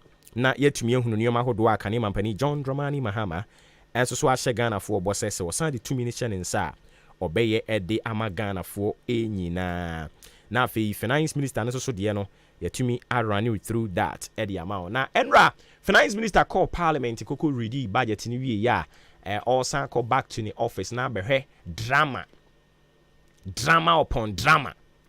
Adwumafo a wɔn yɛ adwuma ɛwɔ Ministry of Finance they are expected say wɔn bɛyɛ civil servants tiɛw ɛyɛ civil servants wɔn akɔ gyina kwan ho ɛna wɔn to yɛdi nkonim yɛdi kɔ yɛbɛsɛn di biom. How ridiculous can that be? I mean, where are we taking Ghana to? Civil servants are yɛhwɛ animu sɛ yɛ technocrats for and into yɛ dwuma devoid of pure politics, rubbing it on our faces. Hey, Jaye, adwene apɔ mbɔkɔ deɛ. Nua, ami adom mo de akyɛ yɛn. Bi abɔkɔ. Yɛ de radiase, yɛnso yɛ ho yɛ papa. Afia bibi abɔkɔ deɛ. Nyame adom bɔkɔ. Yɛ de radiase. All right. And Rasa mutimi ATT budget ni bi. Oh, sure. Me de na me hwa na me fa mu dae. Ja. Etimo nte bia. Sisi nkofo se vem wa ye de hwe budget no eni ho biom. Saa. Yade. Ye de hwe budget di ti budget ni ho biom. Ande no kra. Ba ko se budget no kwa de omo ehun hia omo pa e Jubilee House of no. Any Ministry of Finance for no ana budget reading in parliament, yes. Or see the Jubilee House, Ministry of Finance, and Parliament, and as I say, budget in here on pa. Sir, Ghana for the here and fire house. I didn't go see that the same thing. Okay, see you free you as a and who's who he be wrong? Was he? Who's who he be? Oh, she a cry. And to see a share budget, and I see free him for Asempa 2017 budget. 2017 na Asempa budget. Okay. And kwa adwuma pa. And 2018 na adwuma pa. Asempa adwuma pa. Okay. Na kompuntu. Na no 2019. 2019 mpuntu. Yes. Na nkoso. Nkoso na 2020. Obatampa na 2022. 2021. Ana ajenkwa. And no 2022. Na nkabum. Nkabum. And only 2023. Okay. Na nkunim. Area 2024. Na ni da so budget bi no so e. No for le. Any da so no. Any da so. Any e be review ni mu. Ebi en be review. Any da so. It was so where the way nyina baba go tiri mu. Ene ko sisi. Obatampa po amoye. Obatampa ambo na japa. Ayo. So ni nyina ya nsema emu ode na Ghana fo busa se emu ode se de nsem na de na na ba se we no me momu de na me hwe na me dae but me wie na enkofo asende sa ayi highlight tintin e de ama me ntimi so ma na so osi hu ene ja me tena ho anti ma putting into 10 we year ye bedi hu nkomo but me monitor ye no say budget bia no e was say kasa fine yema mienu ho ye wo micro and ye wo macro enye kumase macro we micro na macro micro ne ye bodwa economy no ni maame afia broni mo omo de stoto ye omo bi omo tonton ene ne ode ne de asinitiri so ha ne ye micro and a macro no ne madanom ejata cement no mo produce yes but as a budget we no na omo focus ni nyina is on macro no omo ye adwuma kese no bodwa for ne yanhye da nte wonka enti ye bisa questions be brain so dey free penny for no ho no pay ebi akese no ye ya enti sa kese ne ye a menana ya kuma be na obu ye no o se kodo no se eye ma na ebu aso no eno nso keka enti se mo kan sa de ayate bodwa afui esa abu some go free akesi ni du ko na akesi ni mu no ya tete so na wo form a o se ba form a so ba beti so okay enti e den ebenya sa ripple effect no but uko se na anu se yesi ayi inflation aba form and radi ya so about 38.5 is 35 35.8 mom the same thing but who call atim na adwemu ahwense yo no question no sa de na wo so mo na o papa beka say economics no ye wo economics for na nkasa wo ho re economics no omo nye omo nguta diploma ni PhD ni wa no eye ken no yes ken say ye wo economics for no nkasa wo omo ni omo ton ni omo wodwamu no omo na omo kire economy ni yes omo na kire because onu ko bega jo say endozi we no last week ni ye ton 10 cedi and now buy ye ni ton 20 cedis enti amani omo ekonanim ama customers for ne ma obisa ne die enti ye ton no to every 10 ko 10 20 no a obekire wo dollar yes no a kire wo say niam bo onimade ase onimade cha mo a mo take for right no to te suro no na ade ode wan GD ni wan ni wan di tabo inflation abafo pekese huwe kila sinu guasia say we economist and say we sua economy finance and sanyo manema no a yes ni amuka ni nyina no eno no ye friend no practical aspect of economy but omo de no so ne data figures ne sanyo manema no untumi overwrite figures data and other ways so in economy na data ni figures no eno enya dia wahunu na odi ya figures ni we no but data no so wo ho data ne then after say we present data no it is now incumbent on you say obemana translate yako down na data no benya free hands and when data no say data no esoso economy no so so as here into obehwe GDP obehwe offering saying yen international trades no akeka kan hia boy no na wo hwe no like say nya utim na abebo na ade ahwe so be ko no akohwe de wo ho no aize ye kan say Soviet ya omu yi so wo ko grounds no no akotie akofa data na free ho afiri ho na ode aba enti still na was ya form de na reflect wo data no so because sent me masa wo be your data na say data na enkai I just say bomb. Very say no graphic this one bet chia. Enko straight. Mo hwe. Economy ni say ni manage no. We dey manage my manage your book no so my. O manage no book mu. Akwese dan ya yesie. So that say. Architect for no. Ebe kire o say dan no. Ye draw o book so. Ansa na ye dey akofom. Ende no kre. So I say, enti oba draw say economy ni say ne pese ye. Na fe wo de akofom. Onko fam free. Dabi o. Kro no anko asase no. Dabi economy no. Say eh dabi. Obo de wo ka no. Economy ni enko fam free form ne de aba o. Ye fa free. Ye fa free so na akofom. De wo ka no. Esoro. De wo kan. Eno no wo ho. Eno ni budget okoye ye. Si 2024 ye nuru ho. But what project is say ne pese ye nuoma. Eduro na reflect ya ye ni problem. Unsusu ye no no. Amamu afine, be mu afine. But ayi abanku tabufo. Ana I be say intertwine no. Hey, intertwine. Hey, mo hwe. E work hand in hand. Economy no. And na ebe trickle down na eno no out of economy no e the inflation e the aba nti 2024 de no mo de ba ye no no ogina so de ye debi and de no ogina so de ye de ogina so de unse ayi enkontabuo ne de eno no omo year on year month on month enti de ye 30 no eye month on month nti efiri bosumi we se ne enema ton si koye and I make say ni nyina no the backbone of inflation eye economy so what I say enti inflation no obenya figure bia no a eye based on the economy how things are behaving nti economy so na behaving ni ye behave what say anu ni asem no obo wo de ya wo kai economy ni mu ne ho ofom ha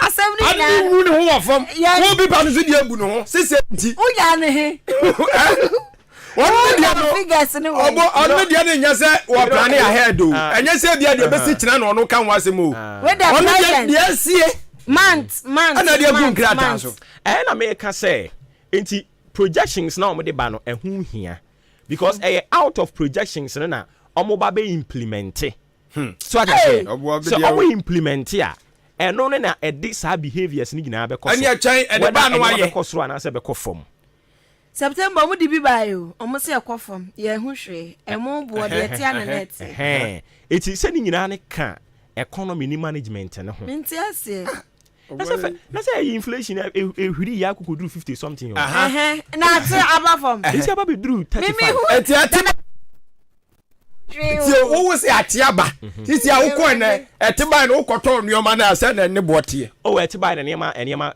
prices na sha say oh yes hey oh nyame ya no kure nie say anwa first na wuntimi ntokra o but nei ebo no ba bi ehwiri koe na ba fem ti say kufuo gallon ni say no ekoya kokodu say 1000 something kra o but see ya atiaba ama I think say bi no kra ton 700 bi mu ton 600 na say for enti ne kano hey adia ba ko a yenye wo ho problem e market control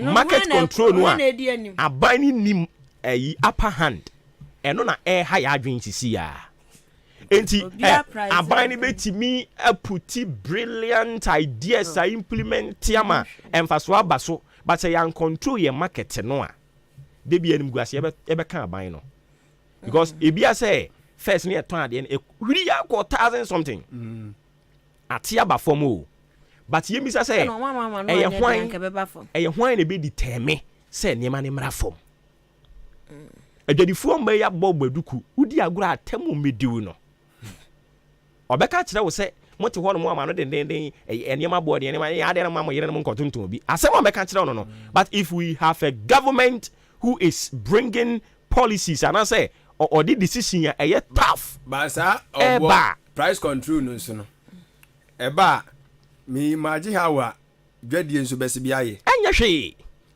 so say you to at the end the same price anybody to say banchi anybody to say banchi bia be ton once e ma ni ye ada na yentimi nye ana ye wo say ye wonyema ni bi wo ho no mo ate say banchi kontomre ni niema ne de ende na ka wagya mu di ama won na omo ankasa so aja say but eniema bi ti say anwa eniema bi ti say emo eniema bi ti say sa niema no a eye we no de e wo say timi control won simple ende no kro wo say timi control won because you timi kon fa board de ema bi kwa ko fa board de no akurase fofofo akurase fo yi ombe bra no ma ko fa no fofofo e na no mi amanimu ni mango bi si efie wa akra e mango akese no ma me ne ba ya oso yen kan 5 yen kan 5 mfama ne 10 cedis abrofo mango ai akese no yen kan 5 mfama ne 10 cedis e no so yen kan mango akese we ma ko 5 mfama 10 cedis uni ma hia omoton no abonte ya kan oso obeto ene yenye no 4 esisi wo no ma wo ahia na bi anya o ni ne ebese sa na ya kan esisi wa ni ben sa kuani wa mfa ma no a e wo ha ebese ntini wa jamu di ama no onim ene ye fa ho oton no kwan ho ene ye fa ho se ye ko bisa anase ye kwa ko hwe se de oton no mango no no ba ye ho no mo ba beto no ya kan ama no 4 10 cedis no oton ba ko 20 cedis 15 cedis obaka choso wo twitwa ma on eno so ka ho oton ba ko 20 cedis 15 cedis udisem enti ye yan ye pira ye ho problem ni nyina sa aban no oye adwuma no osoro ho a so aban ni adwuma no osoro ho a wo so oba fom behwe se ampa eye adwuma na enti sa mo betena dan ni mu na madin say ye manage ade but we ba fom ha ne ntisa ono ni adajo obo we condition me fa shi we mu yanso so ne dɔɔso no enti yan no mo se mo manage ne soro ho yanso so ye wo fom ha ye hu ye hu hwe enti ne sa ne te dia ne ato atia wo ne tire di simple tire di Ghana for the odi agro me panish wo simple omo panish John Mahama Ghana fo esu dum so etete nkrofo na oma soa ka sabre ne ye wo sahwi omo soa ka sia wonim video aba minim usade a unhu video aba kanena na ye hwe concert no ye tam ayi bi slate no atro so de asi ukon ho na wo de nam video anase sini am be yi na nwumre no na de nam video aba kreden ken waba aha na mo di anena mo a video kum dance oh yes juma no mo di no yɛn was sahwi saa brɛ sahwi bɛ kwaifo ɔmo ba hɔ no mo no ba bi yisini sɛ John Mahama yɛ circle Dubai obi ɔno no wɔ sahwi bɛ kwai obedan akɔfa o di circle Dubai abɛ kyerɛ no sasa na koyo obetu etiawo sasa na koyo obetu etiawo kwai pa obitu ka wo wa ha se circle Dubai obedan bɛ enti no tutia no tutia no so entu ka se uye bibi de ma ono no wo sahwi be kwai ho no a ehun kura hia se wo se wo ba ho ebe yi circle Dubai de kire no ono de nani be hu no ato ama wo enti sa mistakes bi no a omo o ka kire omo ntie no Ghana for de be punish osisi ya ene John Mahama wenu ne hu enu so obeba so o ma Ghana for he no nyame nenim enti abaro so de ya to awie dada ya to abana wie dada oh abani 2024 sunsum ya se yantu nwie wa hunu no oh ya to awie ani ete won kire yin pacho da bi ochina nko betam ya gosi oh da bi ewura bi mu abko bobbo me asuma oh da bi say asofo esu mu hu omoka asofo esu mu hu omoka no na hu ya onka o de ete won kire yin ba ko no hu black sheriff for same sheriff black ebisa na de no odane no ebisa za de no abon 10 number o say nkwan yede sheriff black say da onso betumi adane no o so dane no o so dane no baka kakra bia yede beba abado ba to awie ho yana wa to say wo betumi adane no e bia me hu say eye me hu say bia eye baawua na awi ni baawua ano so na okay e bia me hu say baawua na awi ni okay ana say bia me hu say we ni enko abedane ne say Daniel Dr. Hama e bia hu say Dr. Hama na wi ni ye ana say bia hu say baawua Ebi bisa why some go hwe baawua say baawua bi gina bibia na de mo amulai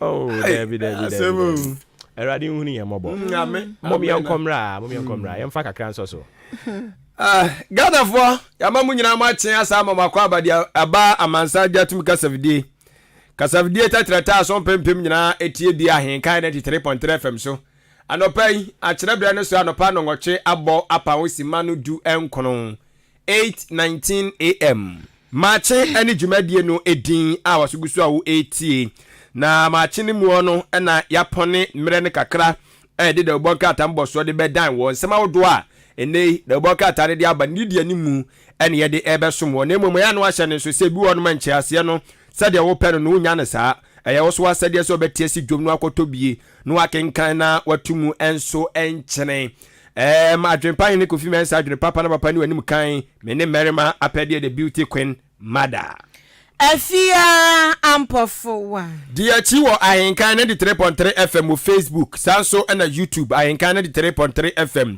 ahenkan fmonline.com ubetima ko na nsema wodo egu akokenkan bi na atimi enso aboa afi yetiesim the chronicle the bokata na mesosem ene ode nsema wodo edi aba wonu se no agya na no ma ni tu papa nsem de odi bi ba pa Ghana ba bia obetima bona tabumu akọ na eno ne watwa mfonyini bi ede aba sem no kasei na nado dan kwa akufado o kyerem se watimi abomoden a okopie mu ewo temapoto a dwumadie bi ebekoso a ene akoso kura wie okokopa ho ntoma na yese no ba beboa ma temapoto no timaja na moso ameno matimi enso akonkan wo kyerese dwumadie sikabote a odi hyemu no esom America dollars no opepem num opepem aduonum gafra 50 million US dollars and ode ehye tianwo ensem de boka tai enso ede aba owie ye no wokyerem se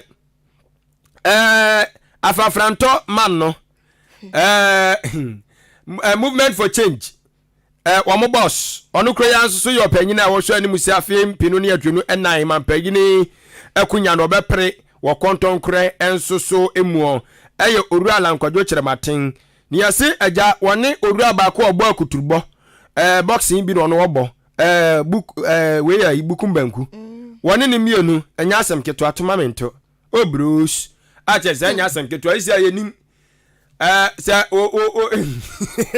why na ujafo pɛsi odi ahoɔdi nduro ne wɔde kɔ buduro ɔman no ka tonto ɔbɔ no wɔbo wan bukom ala bubukum ala yete ana ɔtɔ fam se ya wɔn atɔ fam bukom banku eti ala bubukum banku o nyanwanwa so na ite pa osimine bi wɔkyi no ɔhyehyɛ no okay nyanwanwa nti bo ne papa ani ayi mu nyina ye ude jai so mo ahoɔden de a okay ayi mu so omo yede omo ye jare omo okay but bukum dia ne de on dia ne ya yi on se on ahoɔden natural power na we mu dia ne spiritual power on so spirituality to de bia so anya kef wan fan pa bo amfam get me konkaw ani abayire ala na edi ahoɔden do no ba o mi ane mahama mu nyina ye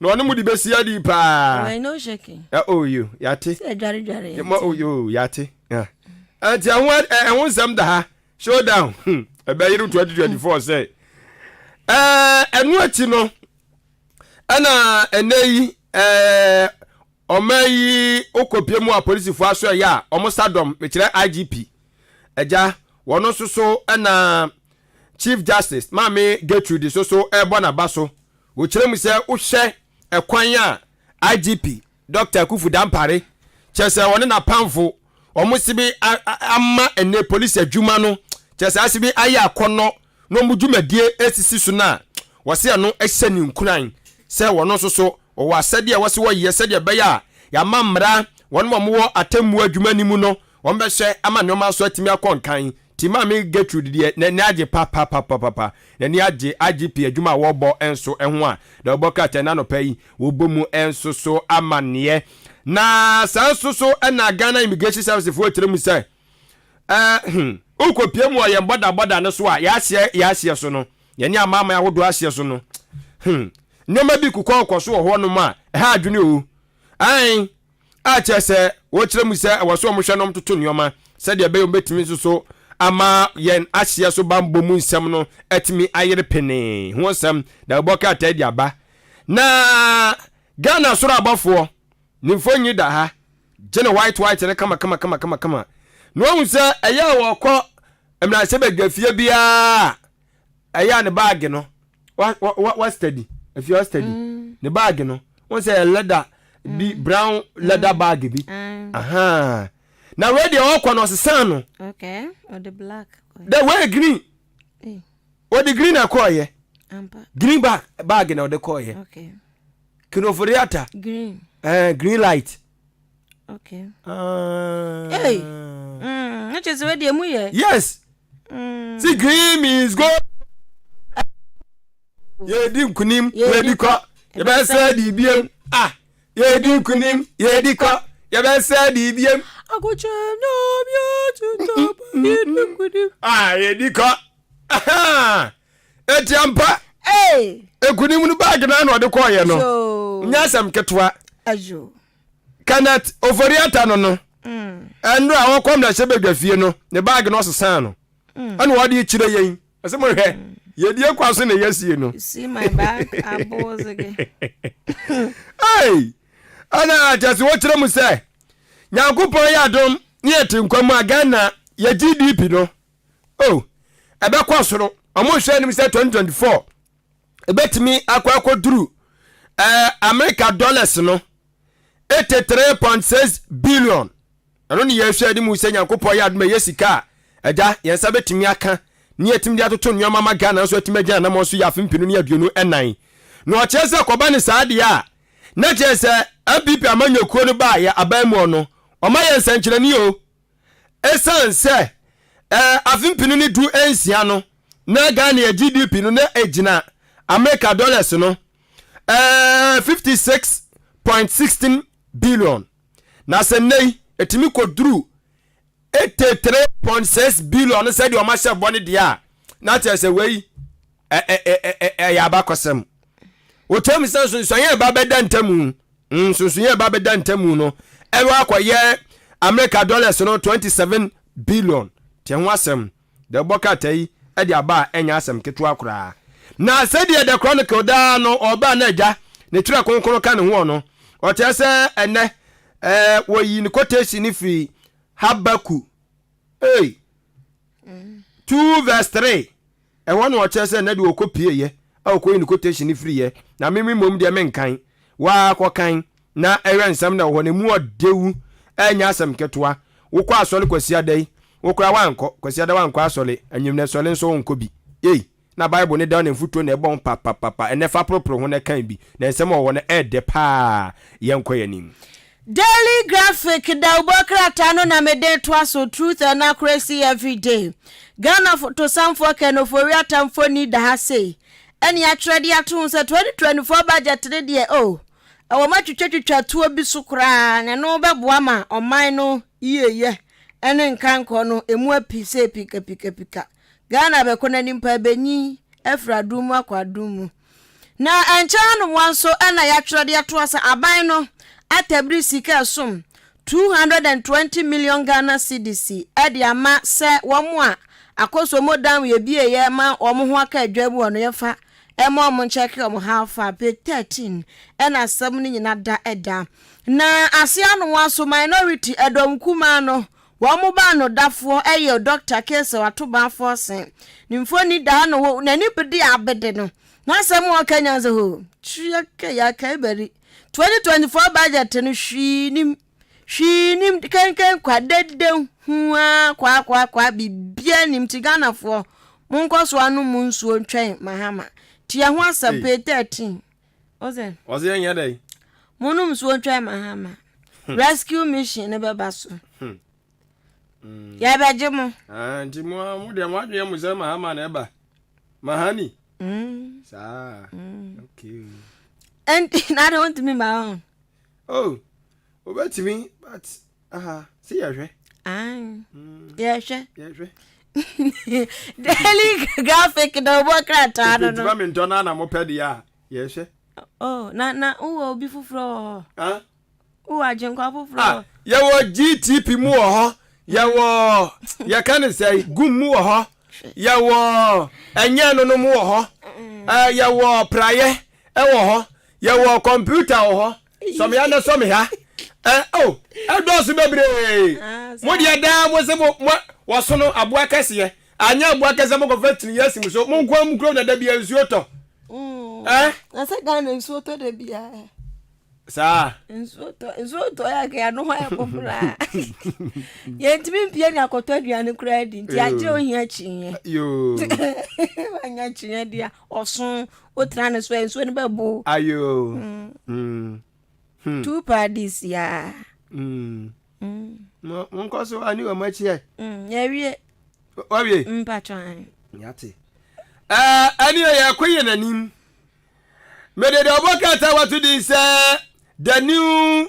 crusading guide na new crusading guide no ensama wo de ono so di bia ba party say nya asem ketwa na wode oswafo no ana waye futisam ni ewo makoko ganami anaso we sika sam to ya ni jubadie esuo ni monyafo kinofuri atamfo nyi di aba na sem no keso chese Ghana ya hwe ani mu se wo hwe ye sika na se de ye bo modern ye toto nyoma no ye betima hwe na economy no yetimi anya sika bote no esom Ghana cedis no 1 trillion and was ya hwe ani mu se ye nsa beka opepe pem ane ye hwe ani mu se ye nsa beka hey anya sika ketwo o eti awonsam wodi aba ewa ha no mo na wotese aban so ade asina ni so se agya yen sika ye gigebo aboabo no eno so betimi aduru Ghana series no 176 owie ye no na wodi eye owuram lekuduka takwanso ye mla hyebadwani osofo abede chwa na hwe nsase no obo ade ne mapewo emuni eso enfo nyine so di aba onzu chem se 2024 budget no eno aya ni suade hunu eye Dr. Bawomia na ni suade hunu kase chese no ba beboa no ama ne botaeɛ so bɛma mpanya bi wie mu die sanse we nyina bɛboa ma noma abeba form kama Ghana obi a ho atɔ no kɔba ne saa na aba no kɔ akɔto kora owure bɛfi bibia owure bɛfi ɔha wa yɛfa mu 2019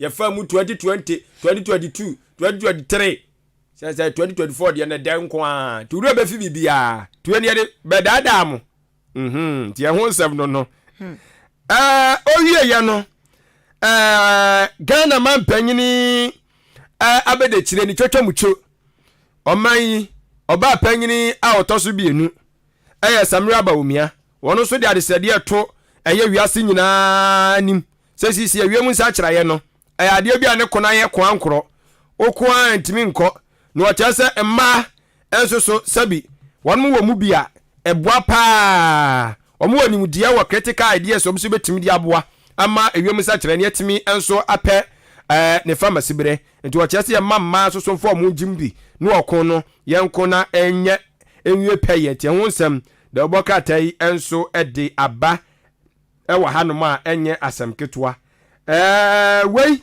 ane nsɛm bi aka ho na the new crusading guide wɔde ɛbɛsom yɛni ani abusua me di the Daily Dispatch da oboka ta no na ɛto aso di ama wo na NDC voter caucus for na ɛkyerɛ mu sɛ John Dramani Mahama ne running mate no onfa oniane mfiri framantem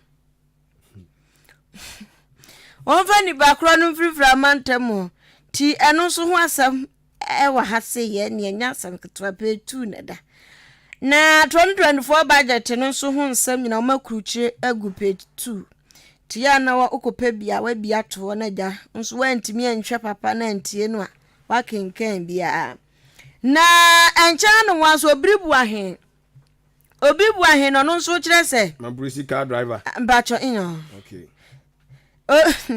obribu ahen no se NPP MPs no e was say wo mo ye di ombetimi bia e was wo mo ye di ombetimi bia so wo mo behwe na party no akọ nanimo enu ntia ho asem enso no se NPP MPs must not be protected oh boy yo enti ni yemiem no protect you obi yemiem no obi anko bi anamboa ase be ombo no ho ban yesa nka asem anto no si bambo ni bi wo no ma ye wo kwan be fa so a wo be ye no so what you ase wa mo de so mbo ba omi ho ban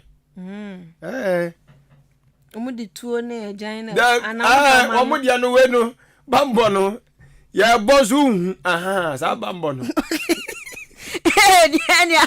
ebusuya ne obribu amaprusi driver wona se o se twa uko TV show ya wo ye no mahu beto do aye ejesu entu omungubro obi ankwa pribi ehun asam eda hadu se na owura mensa bonsu nmonya vo se che mensa bonsu eno no so kire se Bawumi omeyini wo mo de boa ba ko bekum no ma miensa na mpo no omo kro medical de boa ba ko akum no ma miensa dada eti eho asem na eda ha no muse ya kratai ede aba Daily Dispatch anapay ani abusuafo Daily Post mu na mabo awura yo na Daily Post nsama ena no pe ode nam no nyansam ketua ani mfonyina watwa ade afia ho no atiai wo hwe soro wono ma de dika tokro mu wa twa de ate ho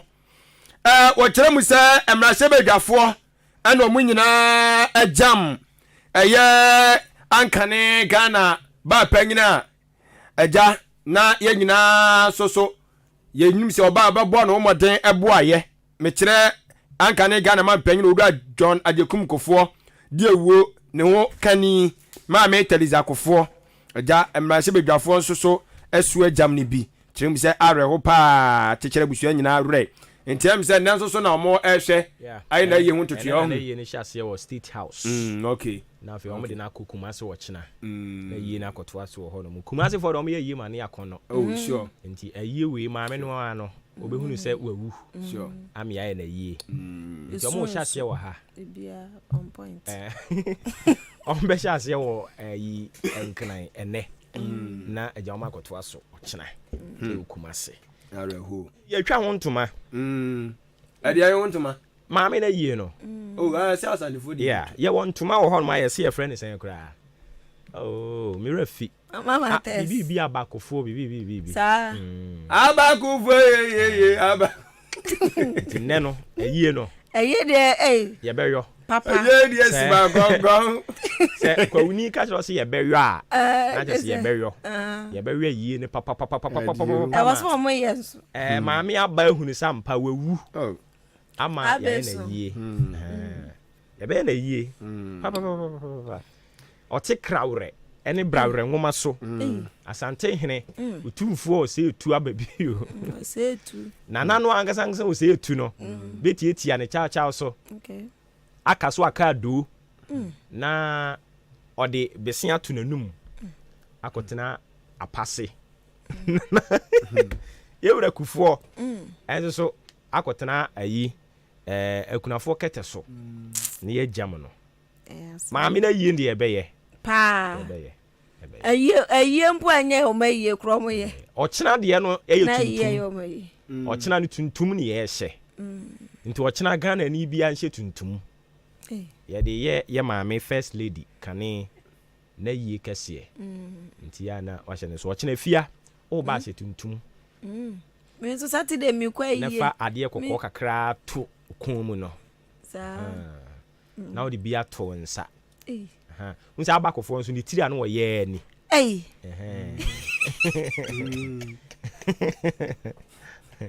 na wode saa deɛ no a akyea DC di beto de moma so no akyea si yɛrɛ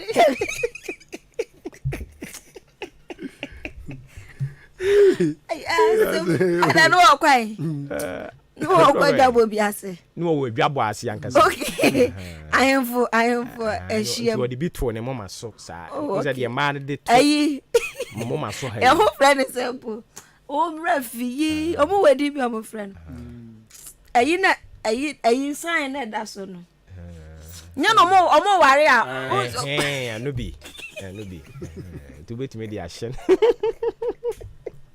ye kesi ya wate ya ni biri abre no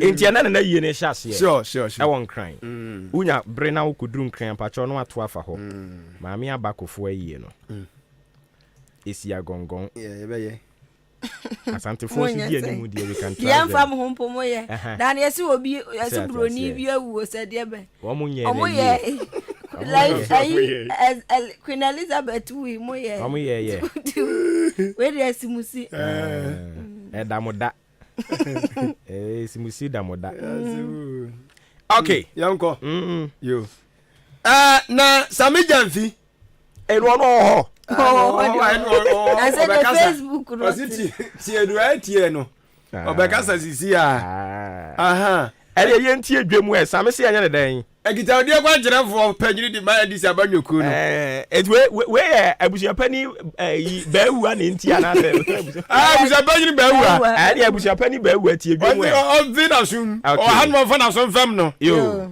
o ka tire ni prefa eja baawu okay sɛ Ghana hanom Ghana ni desie anya de so beto aba na wakwa yi obi sɛ yɛka ne sɛ asumunti ai yɛmfa sumunti ne yɛnkɔ yi obi sɛ ɔmfa medi anim kan emom tilapia nso ho papa o chopa ade awaye to obi afa ne kokɔ to da faith na wo ko hunu ne hina na kokɔ faith we a double track awia na wo ku gotode Allah kubado ila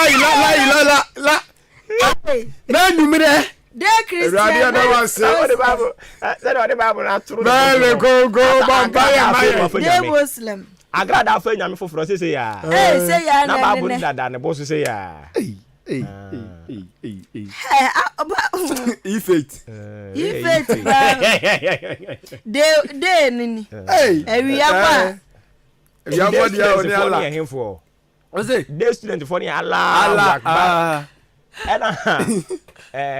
ọmọ ẹgbẹ́ nyumire no night shift for no ọmọ sọ de ẹ kó ya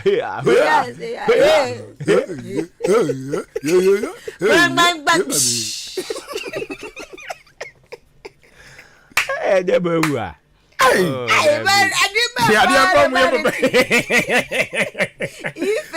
adi o ti bi ọmọ dọm kọkọ tẹ jẹ yàrá ẹ nfa ni kọ yìí ẹ kọ tún dẹ ẹ dá hó yìí. Yes, I'm ready. We are cartoon. I'm a graphic. We are cartoon. Now the cartoon is wrong. And we go quite there. And because I did a so strong that's here. I don't go to the Obiano. Say cartoon in your Ghana hand quan your Ubi or your cartoon. I did Donald Trump when near the end. Wait, dear, I know what you Donald Trump. You can see Ubi so. Oh, when it didn't go say, no, you're assuming I'm buying the green light. Ah, are you for school fund near there? Double track. Double track. Where I Faith. Share 19 share 9. Is a tilapia idea on my problems. Always problems. On my problems. Don't want peace. Hey. Tilapia. Body suit in here, they come on. But say we bet me na ko. Them there have no go. What the back was say, hey. No. Ufuru mahama ufuru. Anga ufuru. Them say people there am your grad here. When they say yo. Hey. Isn't every be twem ni efre Baba John. Papa ya na ko kan yo. See will be the Baba John. Baba John. I was Malam John. Hey. Malam John. Now we will be actually fatals with the oh, they all say a hashtag on follow a. We don't know her. Now, you put them one call for can see. Hey, thank you for I was agenda Yamakazi here. Go for me. Right way. Daily Post. I'm on your agenda. I ran agenda. Where the Daily Post for yeah, you. I said, what do you feed them with monitor? May say picture in here you for the hour. I see most TV3 for picture in here tilapia. I know what time of the other to her. And someone you're more. I'm I didn't so any car. I'm who tell you the same. I'm who tell you the same. Be. Because some of the report as we see. Debbie. Or report to the one to see. Report as we see. Anyways, I think sir Ebrenim Tino. Na ayi ya baku we. Was it ko piem wo abankase mu so a. Okay. Mampanyina tan ye ho Jubri house wo. Jubri, okay. Was it asrafo mienu bi. Na immigration officer bi ya che wo mo.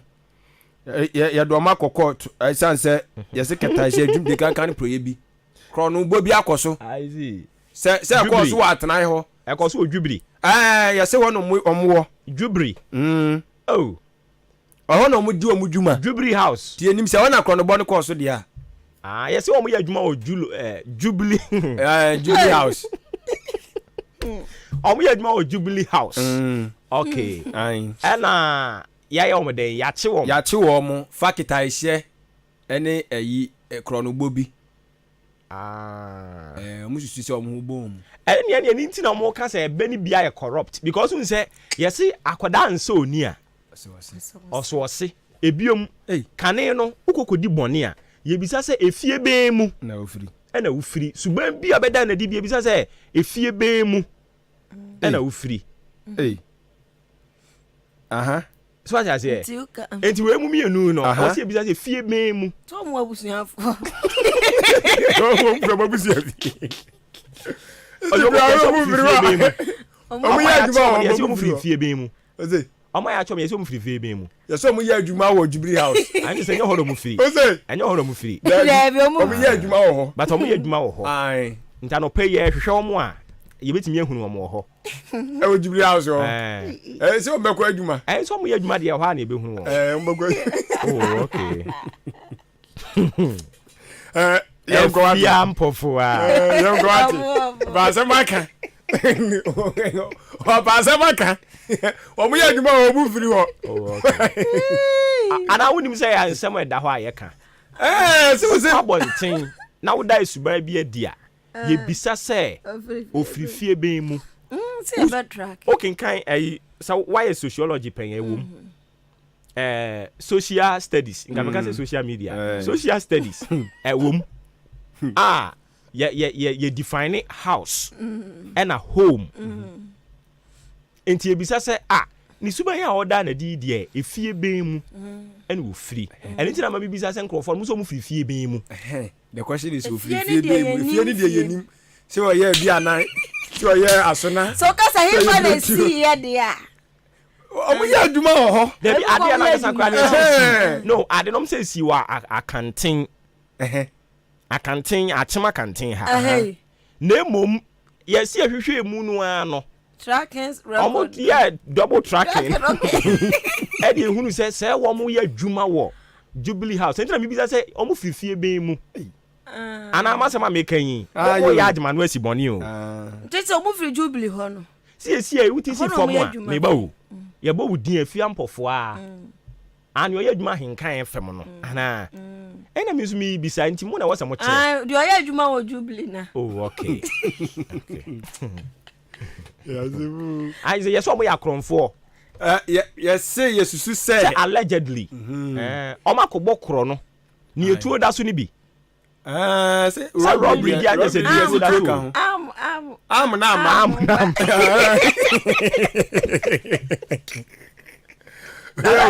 robbery ni de pen nyina bo. Ai. Ya de pen nyina kwa ai. Am wantino. Yetimi ka say tu ka. E dey say o say ye nya pen robbery. Na anye am no nko a. Eh ya di yo. Everybody who hear mobo. Okay. Enti nje ye di si no no. Me ba cho. Me hu say yes so fu bi bonkrofo bi aba say abaifu yi no mo cancel. Punch. Yes Punch Africa. Wa hu sakrata no. Me hu say ayi. Opening kese yes moja.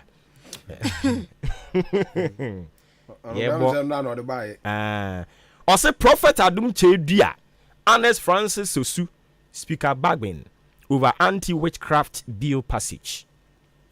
Me hu say we be before o ma me be before papa be before no say so munji be yi ndi. Sunne be yi ni ba bia. Enti na say wabo ma baso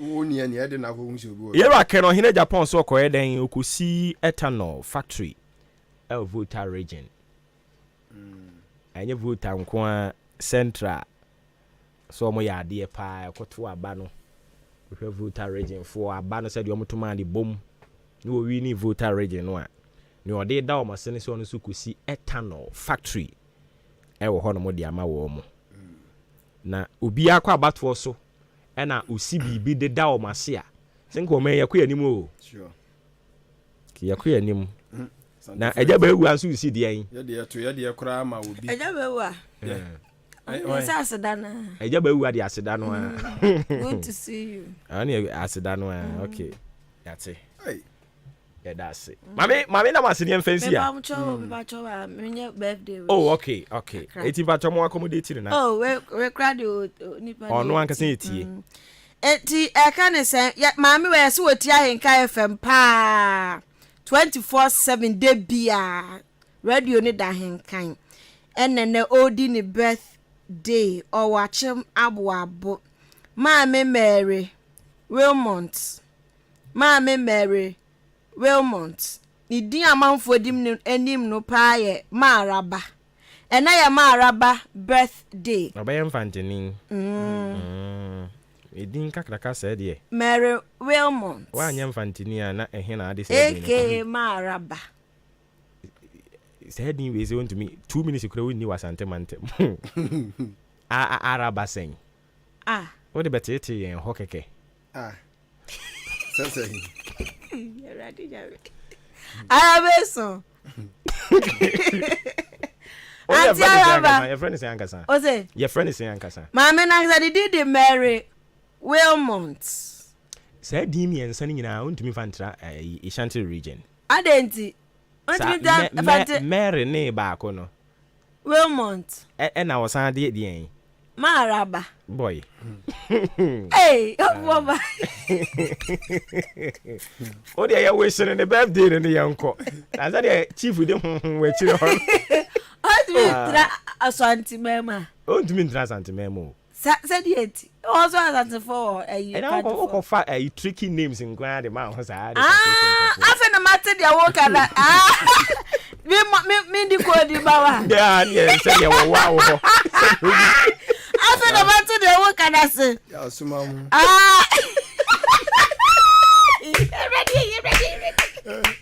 Sumamu, let me go back.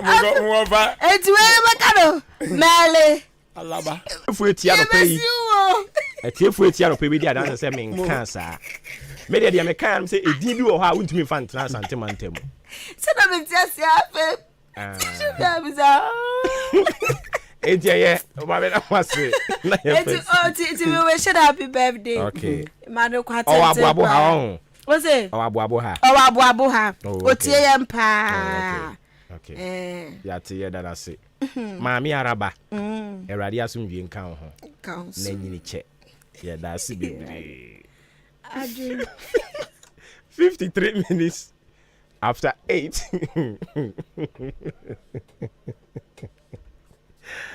The one grant I was when a tregu no me do for ye to so the amount simano aduonum emiensa na abo apa no pa no wotwe ho. Obi frɛ wo ha nti check ne hwe.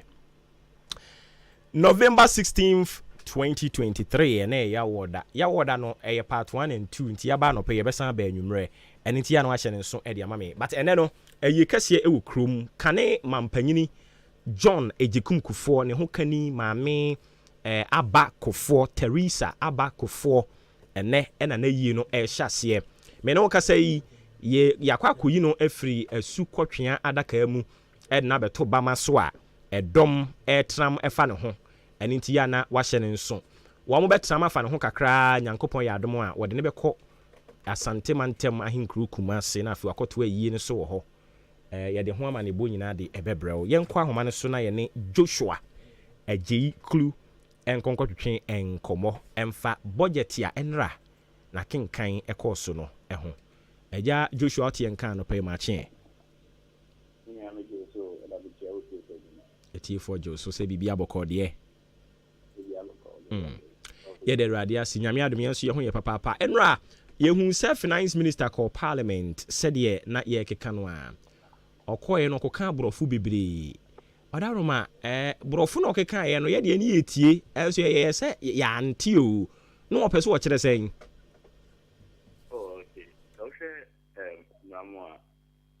every year I say I'm prepared to be IFN budget and it is a C budget estimate of revenue and expenditure for the following year into Eluna or parliament.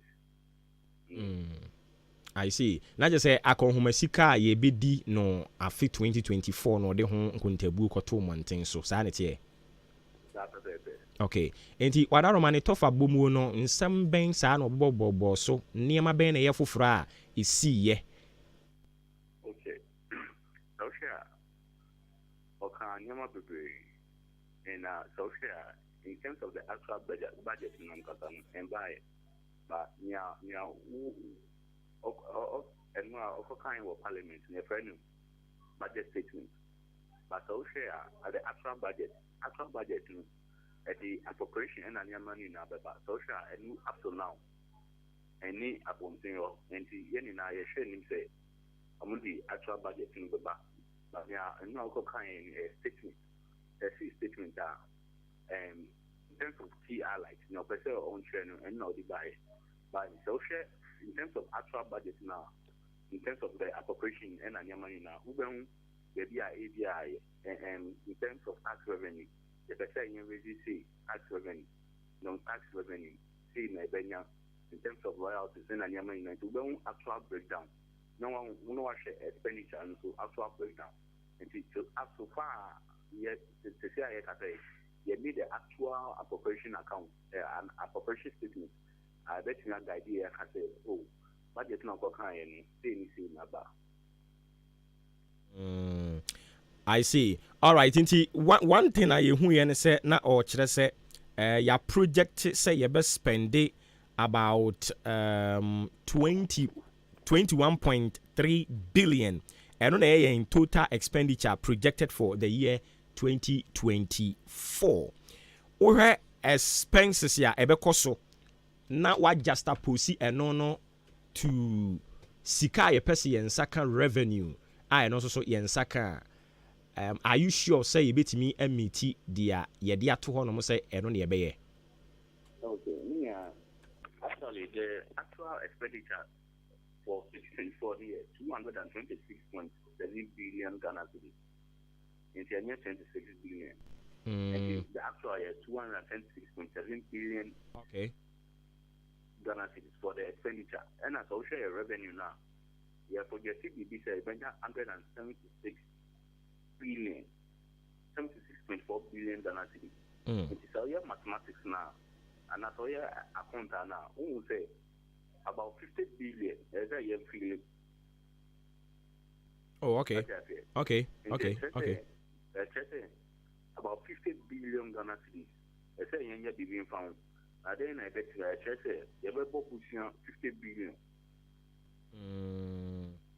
And it's also I say the budget deficit in a because but also the budget statement or the finance minister and now kind of parliament or see or say your deficit ain't exceeding 5%, which means your deficit should be within 5%. Now so social debt in terms of the budget deficit now after the actual 50 billion now. Also, so it is also 50 billion out of the 222 that we are projected to spend now. I just say the deficit is about 5%. So it means we have to do something practically. Then making sure that we cut it down your expenditure. Okay. Now just say 222 plus no any the best spend it. Nemum near you no near 21.8% no, and that's a million no, and no yeah increase ya expenditure no be increase no. Exactly. Na ya project says sika ye bejeje na ye compare no to ye sika ye ba be spend it. Na ye be spend it was so chen ye bejeje no. The ye be ka de makwaje ne he. And America say e be bobusia.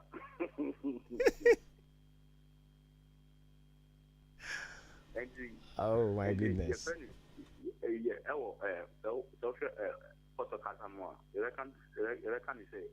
You don't cut your coat according to your size. I try to say, the car would you know, now so say, this car a chance.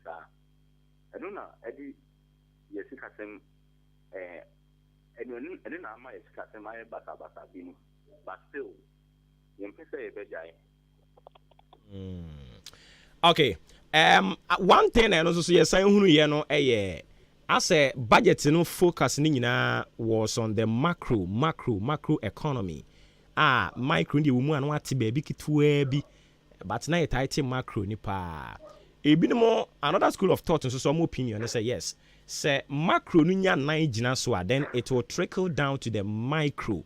Enti say yet macro no a na ne kwan so no. Do you agree with Tom Omo holding this opinion? Yeah, Debbie. So in terms of even economics now. So we see economics now. Yes, static free micro.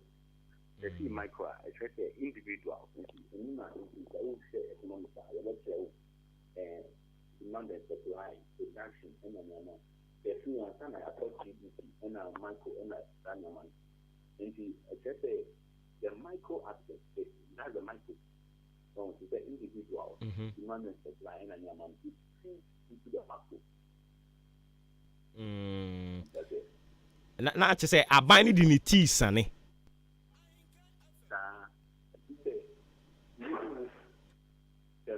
say for part in an idea, and you now feed into the macro. But say ebinom nso ka se me kokɔfa nneɛma no ɛwɔ factory hɔ na se ɛboɔ ne wɔ fam a me ba be me operate within the micro status no me nso so me ho beto me wana See, I don't America. You say, if you are working for you want to one. And I don't know if I'm micro. It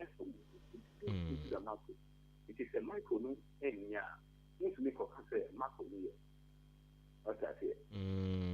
If you are working for Yamana, you go through that, I will be back here. We should go to the animal.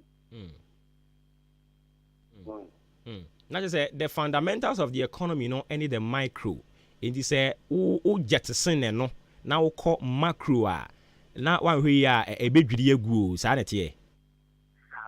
It is also almost in terms of even not just this government, but third government. Maybe you are not more macroeconomics, macro target, macro this. But macro, there is a friend a feeding. Say if you are or river and sea. Definitely see me a sea and a river near the river will definitely feed into the sea.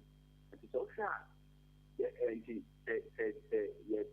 two macro one. Who's a micro and any river and a macro yes. It's also micro feeding into the macro. And there is no way as a micro macro Now there's a insuo no enketwa no na ekoba akasi mu. I see. Sania and Shashanity and you say Afena ebe go through the other processes, you know, from the appropriation debate in Niama and inti ma yemfeng si han once. But before I made your kwam kono say oh bon some tougher budget statement presentation and record so parliament, you know, in all saying no. Is it promising for the year 2024? And now there are more room for improvement. Okay. In terms of taxes and money, and the social debate say the 5% flat rate on commercial and properties now. Who say the rates will go up in terms of the 5% rate. And social, unless we get the actual market statement, which will contain the appropriations, which means a year and 9 years. Let's not forget the next year is election year.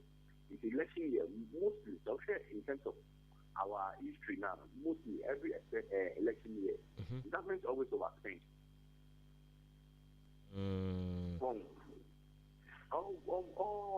Election, government overspend.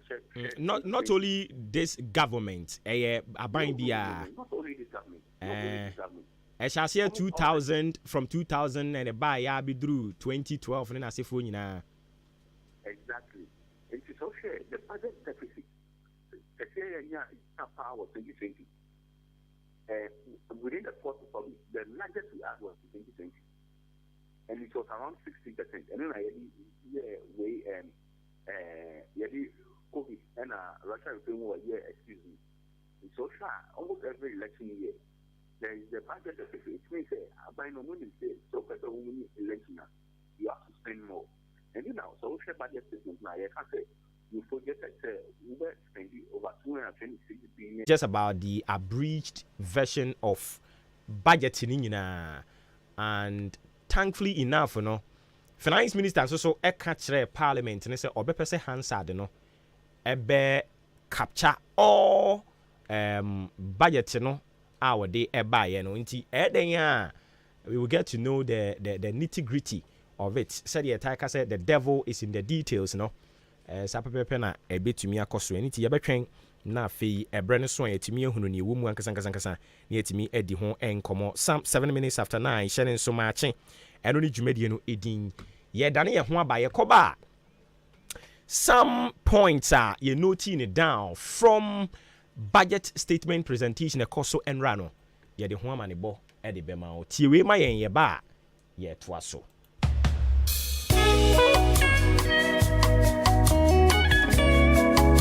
Voila!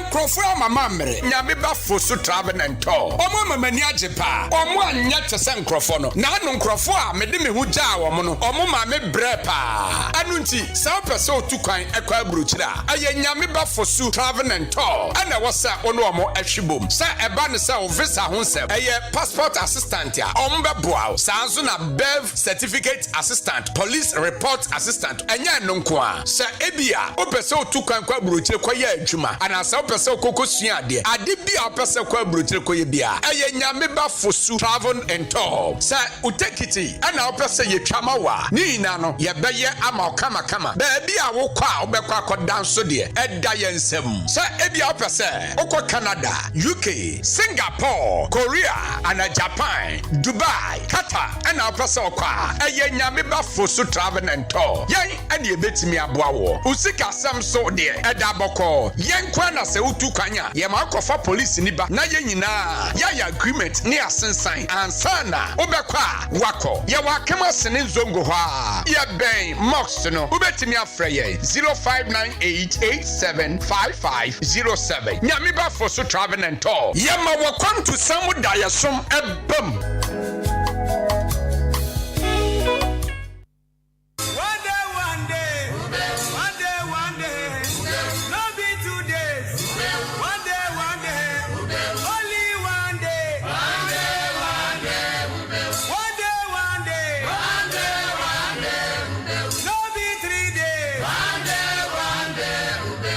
Ghana adisiye obuoba ofore amanfo emamo ache edeba ahinkan 93.3 FM. Okay, yeah, that's it. Say what train amayakoto nkraba ye to aso hye nso ma ache eno ne dwumadi ni din ofre me obuoba ofori amanfo na sadia me be call break na me catch wo say me ba some points I jotting it down from the budget statement. Yeah, we will do exactly that. But in the meantime, a glorious happy birthday going out to you, Lenny Inshra Meal, or a former student ever Hector Junior High School. It's your birthday today from your mom, Madame Eva Obese. Wishing you very, very well. Also then, continue to make mommy proud and live to be 93 or 3 and beyond. Lenny Shramil, former student of Hector JHS, it's your birthday today. Your mom wishes you well. Okay, me kwa humane suna mene Sheriff Gali en konko tuchin en komo oye CEO de Emma Young Ghana Chamber of Young Entrepreneurs. Yenen twin komo. Gali otiminka ahinkan FM suni machi. Bro, good morning. Yes, Mitonka, I can hear you clearly. Oh, okay. I hope everything is fine. Yes, by the grace of God, we are doing good. All right. You have queried the finance minister over the failure to implement YouStart. How true is this about? And what more can you tell us? Yes, and we have been on government for the past years on YouStart. And the reason is we think that our politicians should be honest with the teeming young people in Ghana. Because personally, I have been, let me say, the government have used on several occasions to talk about YouStart, especially when the YouStart was proposed in 2021 in the budget that was read in November 2021. And there were a lot of backlashes everywhere, and with respect to e-levy as well, that you and I all know that if we should really table e-levy, we say over 60 to 70% of the people that are active e-levy payers are the young people, because we adopted the mobile money, we revolutionized mobile money. It is the young people that use mobile money more than the adults. So the whole thing was that let us convince the young people so that they understand that the YouStart project, which is a very brilliant one. On every occasion I talk to him, I say it's one of the good policies to deliberately put in place to support young people. Because if you look at the original plan, according to the government, almost say from 2022 up to 2025, they were going to allocate 1 billion Ghana cedi to support USTAD. And the USTAD literally is, it has 3 main components. The one is to provide skills to the Ghanaian teeming youth, and then support or promote youth businesses so that they can employ, and then to create 1 million jobs.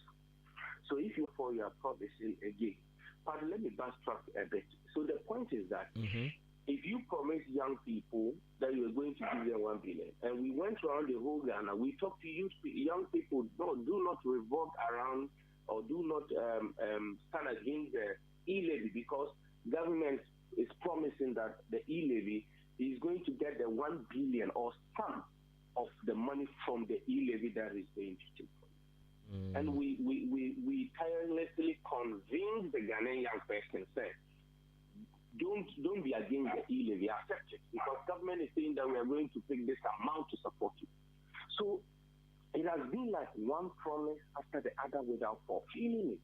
Now the Ghanaian young person, with or without, and accepted to pay the e-levy, and then you have never come forth with your promise of giving them the 1 billion Ghana cedi every year to support them. So that is the whole genesis that somebody like me and the Ghana Chamber of Young Entrepreneurs have always been talking about. Are we just lying to the Ghanaian young person? Are we not sad? Are we not looking at what the young people are going through? Are we not afraid of what can happen if we keep promising them and failing? This is it. So I the see. point that I have, yes, we have been on them, is that don't keep promising the young person and without fulfilling it. You started brilliant. It was never implemented. Somebody will argue and say that, but we had they did prototype, or there is something called jobs and skills program. Let me be honest with you, my brother. Which serious government says that I am coming to give money to over, let's say, 200,000 young people, and I decided to pilot with 80 people? What are you piloting? Are you piloting as to how they will spend the money for you to see, or you are piloting how to give the money? No, let's be honest. If you don't have, you don't have. You don't come and camouflage people, launch it, and give 3 people some 150,000 Ghana cedi each. Then you come and say that is you start. No, let's be honest. So it's like as if we are taken for granted, and the young people in Ghana need to stand up democratically and stand up objectively. Because if you promise me something, and then I did my bit by accepting to pay e-levy, then do what you're supposed to do. You need to take me serious. That is the point. You don't have to take us for granted. I see. But Gali, are you privy to the fact that they've started training people with regards to this USTAD? Good. I would say that I'm largely informed about USTAD because actually I was one of the ambassadors for USTAD. Okay. So let me be honest with you once here. The training that the GEA is doing is called the USTAD Jobs and Skills, World Bank Jobs and Skills Program. You know what happened? So in 2022, when government made that laborious promise and never fulfilled it, one thing I always give thumbs up to the Ghana Enterprise Agency is that they try to save the face of the government, because there was a lot of pressure. I work with them closely, and I'm telling you this. There was a lot of pressure from everybody to act. That's what is happening. You've made us submitted our names, applied, open so many different portals for people to apply. What is happening? So what DA did was that they had already gotten a support from World Bank, and that support was called the World Bank Jobs and Skills Development Program. So DA said that, okay, if that is the case, let's take the face of them. And I'm telling you this on authority. They decided to add USTAD to it. So now it becomes USTAD World Bank Jobs and Skills Program. So it wasn't originally part of the plan at all. It was something that was secured.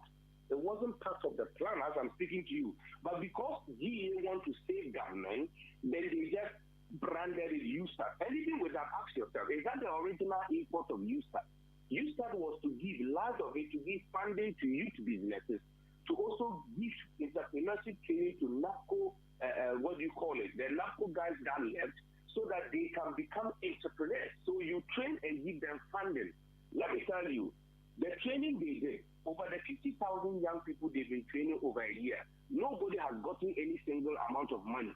So we are training them for more than 1 year, and we are pushing them to next year so that this 150 million Ghana cedi they promise will be given to them. But that's still a lie because that's not the actual use tax. So what I wanted is that I just like the way the finance minister quotes the Bible and talk good things and make it look godly. Come out and tell the Ghanaian young person, yeah, we promise to give 1 billion every year to do this, but unfortunately we are not able to do, and this is our problem. It's understandable. We know we are in hard time.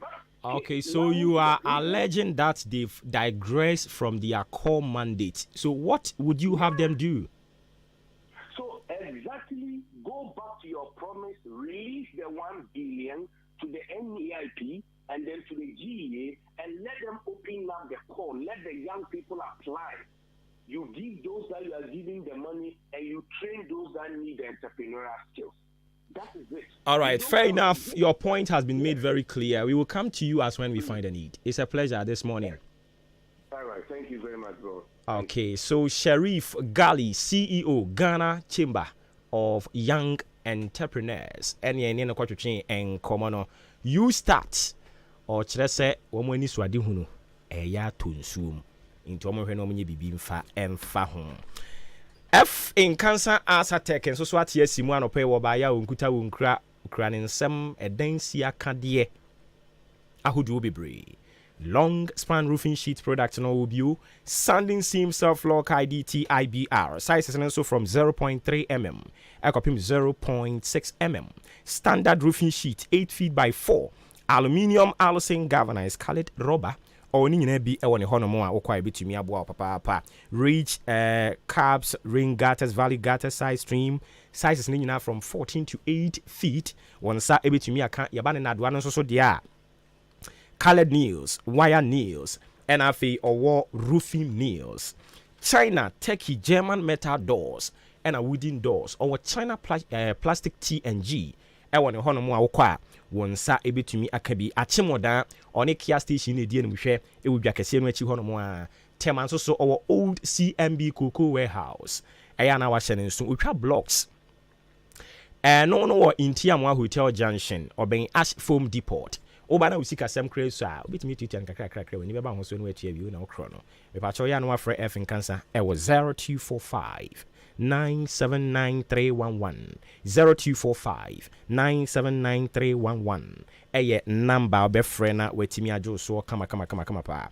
ye firi wono ma ye call Jubilee Hospital e ho no ye kwa akwaji aya restore akwaji aya resa na ye de atoa ye abrabo eso ye wo gina ho na ji aya resa no papa OPD e wo ho sa so na inpatient service ye dwato ho na akiri ye jawa mo akofie lab no so wo ho no mo a test bia ya twra ma se ye no okọ no mo abetumi akoye ne kama pa pharmacy aduru bia opebi ato obinya bi ewo ho antenatal care de etwa ntia friend say ANC no ewo ho ye wo postnatal care awo achinsem me pa chewe no so do ba ne bekọ weyin wo ankasa maame no ewo se yetimi hwema wo health improvement no ekọ nanim eno achi ye wo theater wo he to de den na wo se opere han ba mu a ye ginan nan so aye ne kama e de amount maternity ensusu enie eno ne de apinfo a won kan wo ho a ye wo midwives o musuro nyankopon nurses no nso suro nyame obeboa amwasue asumdwe emu na eto de den so a empani e wo ho no mo obehwe na wakeka ne manyina de abom wani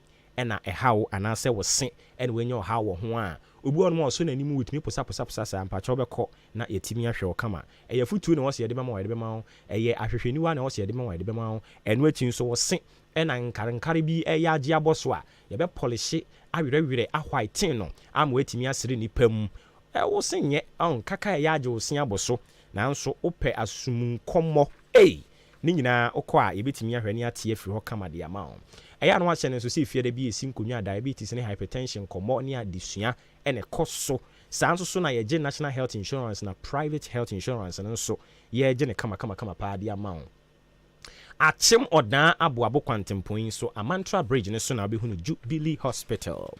Eya no friend 0244 575799 0244 575799 0241784645 0241784645 eya numbers ya be friend ye timi ajo so kama pa na abusunya senate force ye nka nkyerɛ wo sɛ wo da chinti afutu a me ne wo eba beka ho asɛmi wo so wo fa ne personal o titi sika ne kakra fa to ho no mo obi bisa sɛ na sa wo senate contributions no hwan ne betimi aye bi ye die nim sɛ wo ye bosumi adwuma aban ne tuo mo ka na sɛ wo ye white collar jobs na ɛwɔ sɛ wo mu tuatua ɛyɛ sa senate no anapai mi gina wanim aka de asi wanim pen sɛ nte saa da biara da sɛ wankasankasa wo ye wadwuma sɛ bia bodwa bi na wo ye ana wo bɔ mpaboa mu mpokura no a senate contributions no betumi aye bi ya kyeche mu nkrabata bɛ sɛ miensa ye wa generic aha no obia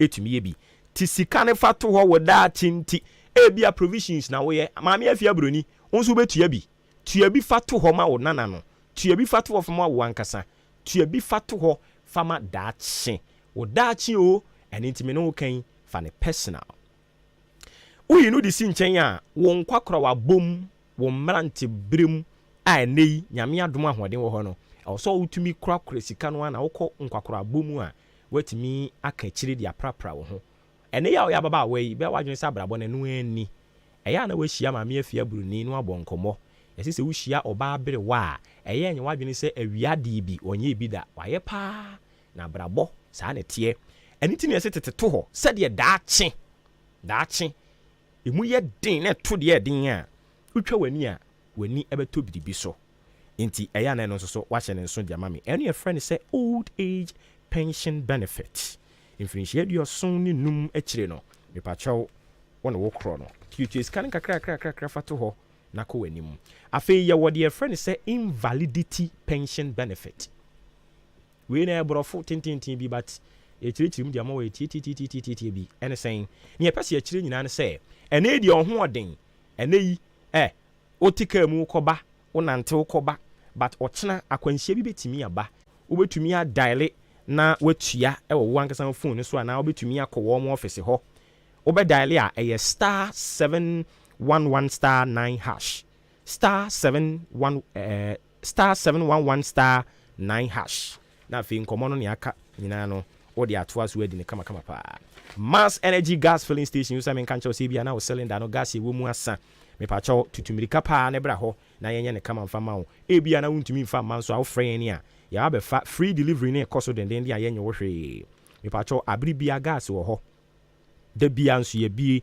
adwoda kopem adwoda ye adwuma wo de no si nkyɛn a ye gas no e heavy nti go cylinder ni mu a afebɔ na wo de bo adwuma wadwad pa mepacho odia ne so be frɛ yɛn 0532 929189 0532929189 0554391610 0554391610 ɛyɛ numbers ya be frɛ ni ajo so sɛ aboabo ha na wo na wo call dan mepacho wobɛhunu yɛn wɔ nsa benkum so free odan so na wo ba wobɛhunu yɛn ɛwɔ nsa nifa so madar amaje yes amaje ho no ano a ubehunu ye mpacho ya na wahye ne so kama e dia mayen mayemra fie ha no mo na afei yemra mebo enkomo ye ne owura Solomon Opokumoni ono no aspa so be assembly member e dia ma manfo a wo mo odan nkwantanum ofie ha san so e na owura Kwadwo Aboagye a wo tai friend say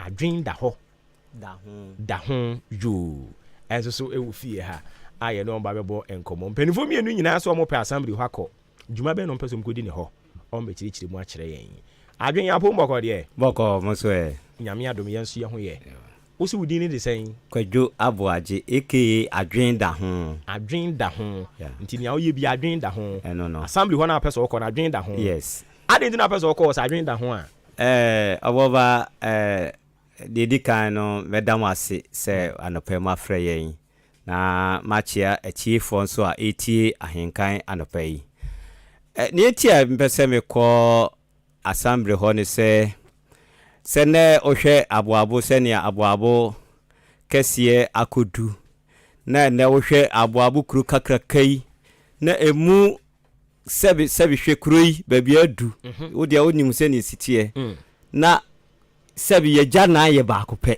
na mu obi na ba ba akopɛ se ne ba akɔ na wo ye manage ni sa so ye jana ba akopɛ enu akire no hwe se ne kro no si koso wo kurum ha so na ye wo what dog e wo kurum ha me na me ye chairman wo okay oh na ye start here na ke nipa 35 and ye gadi kuru ha na otim say bibia to din a wo te hwi bi uduru ba bi na ka say wo fra abo kura aniwu because yes ade ha kuru de say yesi ano kwan okay anu ti na mani abre no o de na ye bambo ne de ne da wakoma so pa yes na eno no je so obedi assembly ansa na waye elam say bigusu ye ayen aka nipa mienu because esane say enipa niema bia anko yie nti ha na ama sa ade no medical no boys na me no that say because enura say last week no mienu be kan ye ho okay so migusu no mo kasa je say nyame boa na bibia totodi a say yesa form ayi no na kuro no sa niema anya ekoso no ni nyina tutwa okay wakobi da makobi 2010 o pray ba wamfa ma amfa adentia senior abato de sanity eye den ya no omo hunu ni say o message ni ye but sa brand de na obi sa brand ni say na me free akwantuom ba ye enchei oh okay aha ti ntina wo hye nim form ha ana na minim bete omo o say obi a watu kwa ba sa na enchei no bebiri say omo to aba mame a message hok ya oh okay okay okay enti wo ba ni nyina ne da wakoma so pa ye bambo ana sabe jana na kuruka krakai ebi nimu na eno no ba den na abaye se o se already no omu ayi ba bi am se ye de be ye ajanan amom kodwi so nyina bet so na omu nyeye okay tie no da ho die na me ba se me hu assembly no na me ne mpanifuo bi ye toto ni kurodua no ne ayi ni nyina committee for yishia na ye hu se ye bibi aboa kuro no ama ajanan ye nyamienu kura ewo kuro mu aka dada no ho am se ebeboa okay matemesa ba wonchen ebiem wura kwadwo aboaje adwen da ho ena na no sisi ya yenko Solomon Opoku money eho ono de abatwo we no wa fan World Cup we nya senketo a odunso onya MP obedi na ogurumi ne ho pa Solo apombo ko de nyame adom oboba nyame adom se mi so onso ho ye oh nyame adom yenso nyame ase yene na montin so a enkwantanum krampo especially yehu se posters bobo ho no mo a no kra wo kɔ sure me call me aspire for assembly member enkwantanum electoral area na omunim wo ho yes amunim me pa amunim me pa what na ho mfiero do saying from 2012 SDA. Oh, okay. Sure. And 11 years, yeah, right? 11 years. 11 years. And what's na nkwanteni yeah. Oh, okay. Enti uhuru ni se o kona o present o message na o minimum nti o be som no mato aba na ma. Enye nimna mu nimnti na amo pesa mo ntoma me. Me manifesto ni enyoma na ye degu aponso a ye pese. Yenye aha. Because it is a whole team, but I'm the one leading. So yeah, into me explaining me manifesto ni chrom na me G amonso amajin na because me sometimes oko campaigner obi timi ma idea you are okay. Yeah, sure. Into no, it's not about nimna mu nimmi no. Into although fine, they know me, but I think the manifesto is also playing a majority role in the campaign. Okay, but why do you think it's obey assemblyman na obetumi aboa wo mo e wo ho no mo no? I said there are some things only assembly member na a bit difficult say we be pay attention to. If you go as an individual to inform some people say be am per se me we and I said the whole community no. Yenye we are obi because but I think with the assembly member tag no it will help a lot. Yeah, it will help a lot. It will play a majority role. And for 12 or 11 years in no one enkwantani electoral area ho no mo den nkoyi ususu say ubemu a with the help of Nkrofo said ya wo kan o betumi aboa wo amana koyi wo ho. Yeah, concerning in Quantanum electoral area no. Before me person me assembly member no, me call rounds problems e ho. Any solutions are yibinya. Okay. And sakra na eba me team vividly say okay, me share problems no. Na me share solutions ne me make inquiries no na me who say okay, it is positive no. And I'm here say no make inquiries with Zoom Lion. Okay. Say we know ye on there. And as Zoom can say they have provided dustbins I'm there. But because I'm discontinue in Kofo and Seda and what they do is majority of them are more proper na machine of fee, which it is a problem for the ozone layer. But Nkofo doing so. So I say obi a pra or shino who see no ko wiem no. If you kwampa or them cry or the young puna shino bo say who see ra fee. Or ko na obi na pray no or shino rana about fee. Yeah, and this waste management thing no and I'm a Zoom Lion for them chum say this and this is idea a hard job anti then e be I say the people they need education or you have to give them reason why a man in sin run but on farm Zoom Lion kotungu and of course sometimes I don't blame them because only baby or better run egu and yeah recycling obeko na ma baby a pack rubber segufi or more train obi abeto and no it was somewhere July. We be told your mommy fees. At the end, we be told your man team. Then you man could jano fee. Me ko a packet Roberts a good bottom of fee. No, say man be na obefa or bad bay 2 months send be abedoso. Now him say 50 January no man name my. Inti ye na so say insurance no e spreading to me ade. We know what. I'm say okay. Inti me make here inquiry then me call company be what tema. Me throw letter. Say anka me be recycling because me be Roberts na. On be way no matter. Inti okatch me say me as a one person there a bit difficult say I'm but ebia me one me position me man team ho na say ebia mun say okay we are depend on the assemblyman na true now amaye inti they told me say I'm be 5 joints Roberts no fan say Akim State o tell Akim State and me say obobo Roberts no a what they call how ko we and ma Oscar and you say sky modu but at least we na you SDA aha Jodro aha say inti no me no mu di hu komo bia na mka say okay if eno so ye nice identity instead of say obeboa na nura anu agu ho obeboa Roberts na be 2-3 months na obi me fire no oni say okay me boa na me kwa me ne ko ha say e na kon so am be we ne somebody ni free e na say ska no di mood but obeboa no a emu yedu okay inti eno so ye one thing na e ka ho am all right na just say aside the say o person more manage waste in the crowd no be say a create employment it will create employment and then this one come from you who say as time goes on say ye ni year enye nkwantanum ko a o say ababo for eba o tan for or Roberts or beba come to say or beba but ne be dey say oba nkwantanum inti ne be create employment crime nkwantan drivers for na family dropping about one district one factory na we encouraging no okay. I see. So and only here for waste management then planning quantanum for how aside waste you know in quantanum for problem pa ngokofo Rebecca Samokwan but behind the scenes no we kwan if you are near how my dream baller no and to say Jodro Kofa all right a hotel we on there the Bright Sky Hotel no say we mo na amoni public pipe but no me ni obi na edin komo but we are and in CP into no mean person better manifesto ni but mama na ya we say be say no ho and na wa kire me how I be no ni letters e be tro ni obi a kwakoma no ma sin na ama be ye pipe no esi ona amubu pe na amocha na kakra into no bet na no obi obi bet na no obi a gallon bi na consequence into sa area mu na amuni say ebula ni ofia na say pipe ni ofia na say ayeso ko bubu obi an say pipe ma muni bi into say ho no apart from akwan dey oye the whole way and akwan crampo no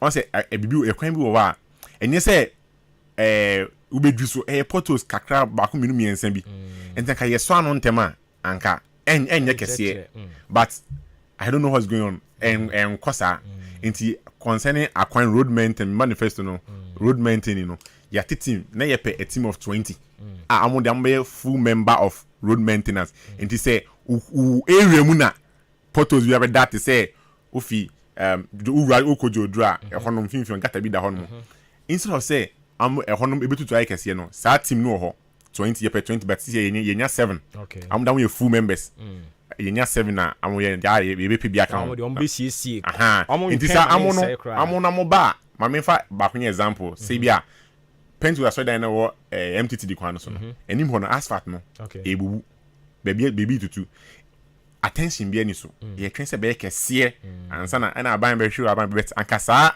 team no ho a ho na yes no on say every Saturday first Saturday of the month no ye in CC wo mantem nti se yenim se ye ko ho na ye ko se na ye best ya ko ye scout ye wi nim se okay ye kwa ni se net ye kwa ye ko feel ni se ye ko ni se in the team ni ba mo team antem ho no mo team antem what they will do is I will say mo be ka team na ma be ye no ho na mo ye nti I just say kwasafo djuma okay sure. Matias nti utisi fam a wo sha ase se wo ton message di a kire wo mo no omu sen no omu som de fa don't say I'm happy say especially the youth they are okay with me ena mpenifo no so no obi wo ha okwa me pe cramp say ne ma me bi otumefo like on point line say bia we ni say we obi wa catch any we a o can say okay we na okay by ni say nti the we are amo receive me e ma me side no ma me feel say okay they are with me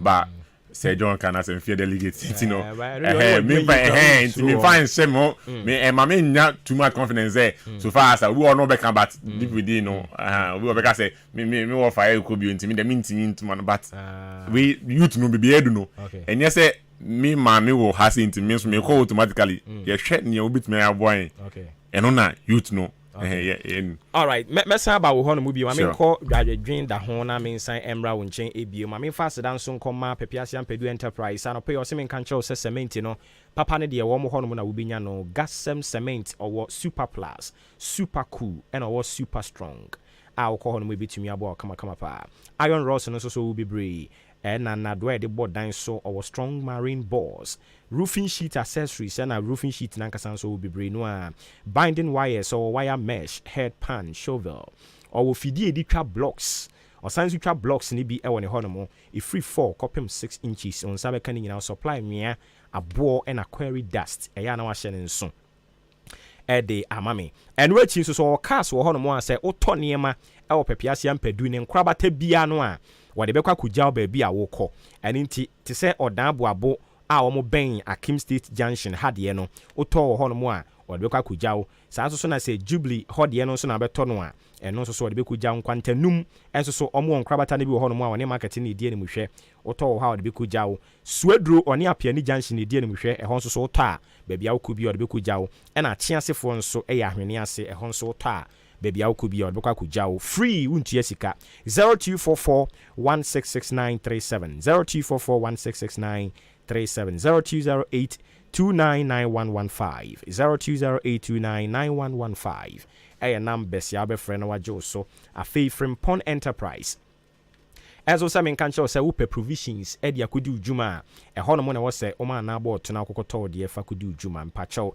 e bia na wankasa personal groceries shopping bi na pesa wo ye ana o pese wa bie provision store akofa niam abegum na waton wanya mfaso a mo nyina betumi alcohol from mackerel e de na mukukusi emo local rice perfume rice si chiri na Milo ebi mi se Milo se ne obeka ne bia e depend siku a wokɔ ye mepacho endi di so kɔ ho no mo ania ope bia wonsa ebeka afei wasan abie Frimpong Annex e ho no e drinks nkwa na woton Frimpong Annex e ho no de drinks nkwa watete ne bo ne so ene ti dwumadie bia wokodi a wobehia eye nokodokode e de asom akɔho no Frimpong Enterprise na make for the amount na netie ne se wabebie ne nkrabata ne bi e wo kane GN Bank dan mu e wo achim dan mobile eya na wa hye ne nso e de amame ye numbers ne nie 0244 897525 0244897525 0206473953 0206473953 eya na wa frɛ Elder Frimpong obejo so na afei enkomo no ne aka nyina wone edi ne kama sima aduanan enan na agba pa no nkono eho maachi ene dwumadie no edin panimfo a ye no omoda so eti enkonwa so a ye twetwe nkomo eye yenua be ma Solomon Opoku Money ono no aspa so be assembly member ɛwɔ nkwantanum electoral area saa nso so ɛna owura kwadwo aboagye adwen da ho ɔno nso so ɛkɔ akyem abowabo electoral area adwen mame samra wɔ hɔ no mu biem na mimisa woyi wo ho si hɔ no mu anaasɛ wohyɛ aseɛ sɛ wobɔ ntoa na waka wo nsɛm de akyerɛ aboabofoɔ no sɛn na ɔmo som fa ɔfɔre me da ase ɛne sɛ nhyɛ da ma ntoa na ne ɛyɛ ne sɛ mimpo maanyɛ madwen sɛ ka mɛkɔbɛt sɛneɛ youth no ne nipa bi ɛba ayɛ ne yi ama wɔ mu no ɛne ɔyɛ big man ɛne maame ɛtu anamɔ sɛ woa deɛ woyɛ sɛ nka wo nkɔ ɛna youth no sɛ ɔmo pɛw mpanimfoɔ no sɛ ɔmo pɛw nti wo nso bra I see enti ɔmo ka saa ne deɛ wo nhyɛ da nkɔ obiara wɔ sɛ mepakyɛ wɔto abɛma me daabi bɛtɛ bi na obi wɔ ɔsi ohyia me ɔsi adwen ka me nto abɔ bɛt me tii sɛ wo ba bi ne ti bɛto aba toilet ne deɛ no ne bɔɔla ne deɛ no ɔboaboa ne me sɛ wiase adeɛ ne wo de sɛ adeɛ yɛ wo de a na adeɛ no ɛnkɔ yi a ayɛ ne haw so mefa sɛ ɛna na begini me kaa sɛ yɛyɛawo yɛ wɔ ha yɛatete yɛ wɔ ɛkɔ sukuu ha wie wɔ ha ɛti biribi a ɛkɔ so wo kurom ha biara no ɛyɛ yɛasɛde sɛ yɛna ɛsii som na yɛboa ebi wɔ ha meka sɛ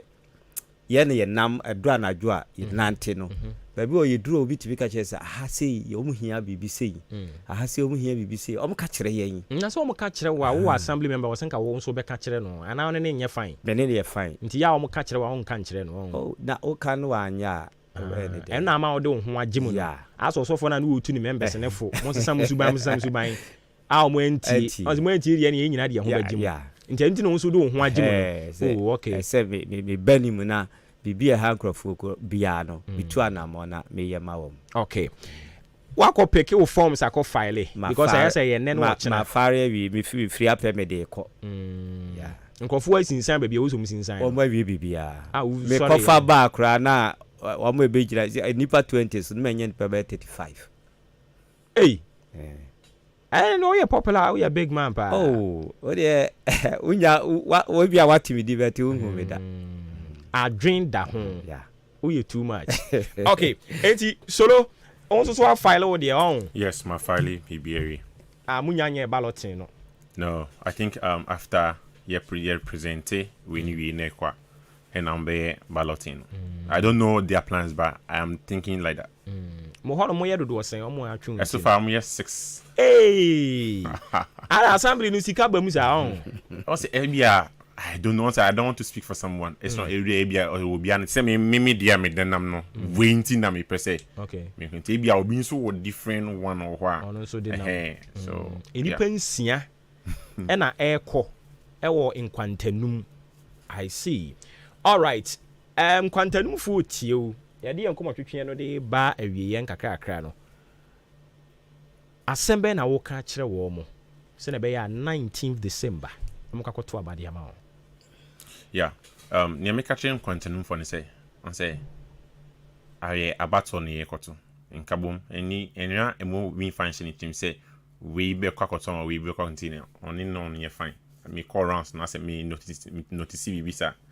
Abato ne ko obi ba nchena so no be kasa na say utie ni obeka ni okacho na tie ni okacho ne hwe plans or de gu akwenma ebeye ampa na say oboa onso bi wa obeka to say but oba me call rounds na we bring naka mo ne be kasa wi a ye hu bi 4 years time ni aso so ba yeah enti no o hwe plans ne dey going to akwenmu na when we be also be we are almost 80% done me say 80% because on say ye be here some permissions be near the ade and no ade say ye start answer be here in terms you almost 80% done they say amu the be say amu hu mobo na motoma these are the things that we're going to do for them and then when enko benefit say me hu ko for nkwan because say ye recycling we na enka say we tomorrow obi abetumi and then we are hoping it will be big send be enko nkwantanum kwa obi abetumi aba obi anso sabe okay who give yourself out no afi say wa sha say so we appreciate na do bra wo bre ye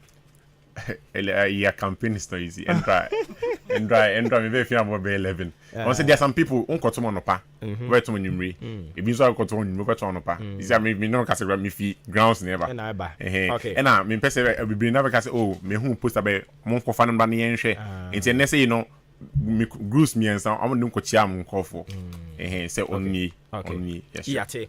Mɛsan bana adwen da ho so de ne de abeto so ba me yenkwa homa no so na yehwe sɛ atiefo miensa bi wɔ ensɛm bi bisa mo ana mo nkranhyɛ nsɛm bi de ma mo betumi aba aboabofo ye die nie adwen da ho wa ha saa nso so na Solomon Opokumoni nkwantanum ɔno nso so eginam wɔ ha udin ene ba bi a ɔkasa free Staga yenti o nyame adumo na nso abo de ye me bunu de ye si prisi ade mama ya mukati o amukati ni enim no ye na okore enim a wo ye ba buru na okore enim a odi wa sema o won timi nya ma ko di wa enim a kwanse ba de ma ye so de ma o oni ye gini di wa ye di pen obeta ye biem ye san to ano so amukati o mo mo yi na ye mfa na kuma pa ta amukati no pan to aso ejuma pa na o ye ma yen area bebre or like go be play ball atem no na ho toilet tem no na ho toilet si wa je no ko fa man fo be tu toilet we so ko se yikum no mkata na ana ni po we ya de po wa mu ko ma mu yan to ano so ye na number bi da yate Staga yate ye da si bebre 0201 944 and at 0554820910. Me pacho udini be bi akase free. Oboba odana me wadi taxi driver be gweni but aboabo samo de edamakoma so papa. Begwan yeti o na se odana nso kra ne nkwantanum ho ne wo. But me so me de ade kronti am support awoka tene se. Who say na e free aboabo anhye nanim ho ekopi sound. Oboba na ekwan na mu. Ofa market inside na wo kwa I just talk of a ye, but I'm a book at just to see us. I'll find out them up to peace town. I remember there's a maybe go as a Tomaba. I will Abu Padia at a metro Mukati. Once I brought one airborne and yet your woman be you. No moment you obey again after what I mean, and I miss me to make a free and also this is peace town. The pattern and go for a year no one. The moment to look for Abu Room, and for the mamma will be at Chinamania Diano. Let's see peace town. It's great. I remember I think of baby. At maybe one year, and for so many free and work at your society now with chat 2 mono. And to me, the mess of before, and make one the water and my home for one mine. So I have prime team or more than I'm there to work at ticket. But then you are even on mobile because of our finding tea, maybe I'm a support to a work at 100%. Yeah, that's it. Begwan, the honor so they buy it, and no, me pacho, unso will be our bit media bet was so 0201944485 0554820910. Now, I joined that home more quab mo year do saying. Yes 6. Hey. Any pension? I see. I will be any obedi. We want to do be a free. Kwabra into you.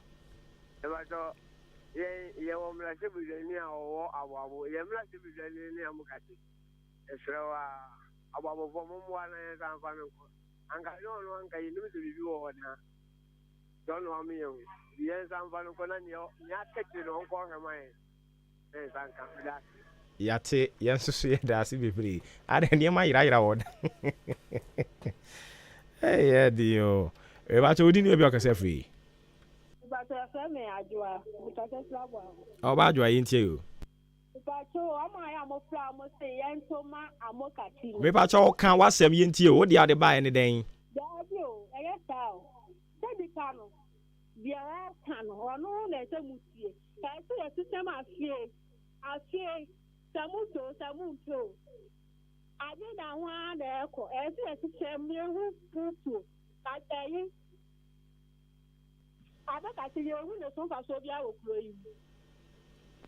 Yeah, ono so ne dia o de ba ye no.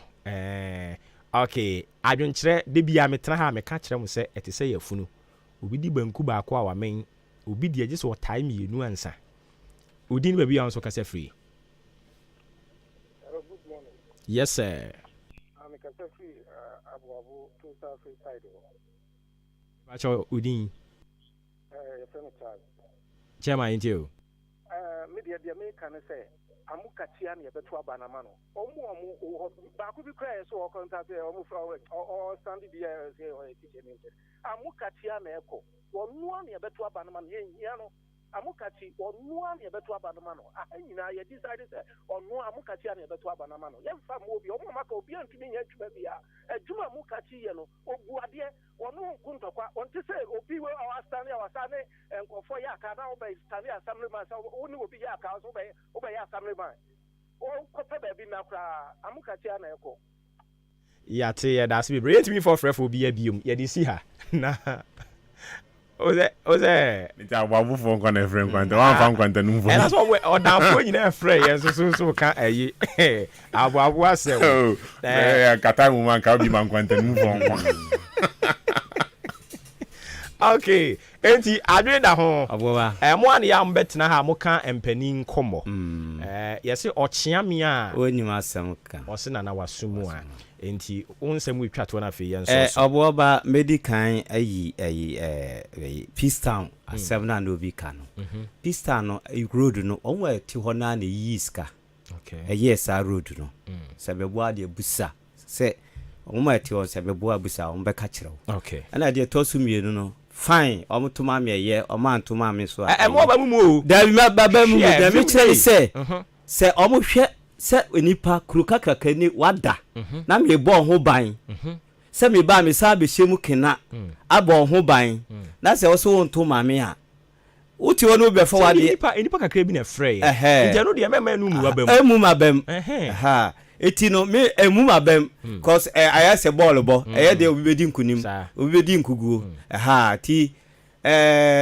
ba se ma me kan se aboabofo munim se nim sitie se nim ni obi asitie wo krom ha be pagro be se nyo obi a me yenhye so ana se bibisa onya basa obi kolao ye ka se kola kranto abaka ene ka bibiri me na mwa ne se ne kolasi ti mesrom se eduru ho a 19th no obi anto abanma na ye meto dwuma na ye di no so na mwa kro dua yi ko se nim guase ba e ka ye nyina se o number bi ne ka sa aboabo kro no wo ho a wo so effective but ye ba ne be bo ho ba na esia em se unam ani je no ebi be kan ti me se obi anto ma me yate eja akwadwo aboaje adwenda ho nana no sisi anu soro fa o de esi ne nko me den dem be nchia me constituency for ni na electoral area nyawotre na wo de no nye o yo small honorable nyawotre electoral area nkwanta no electoral area ya kwesi ya wo ni chi obi obobu on me boss na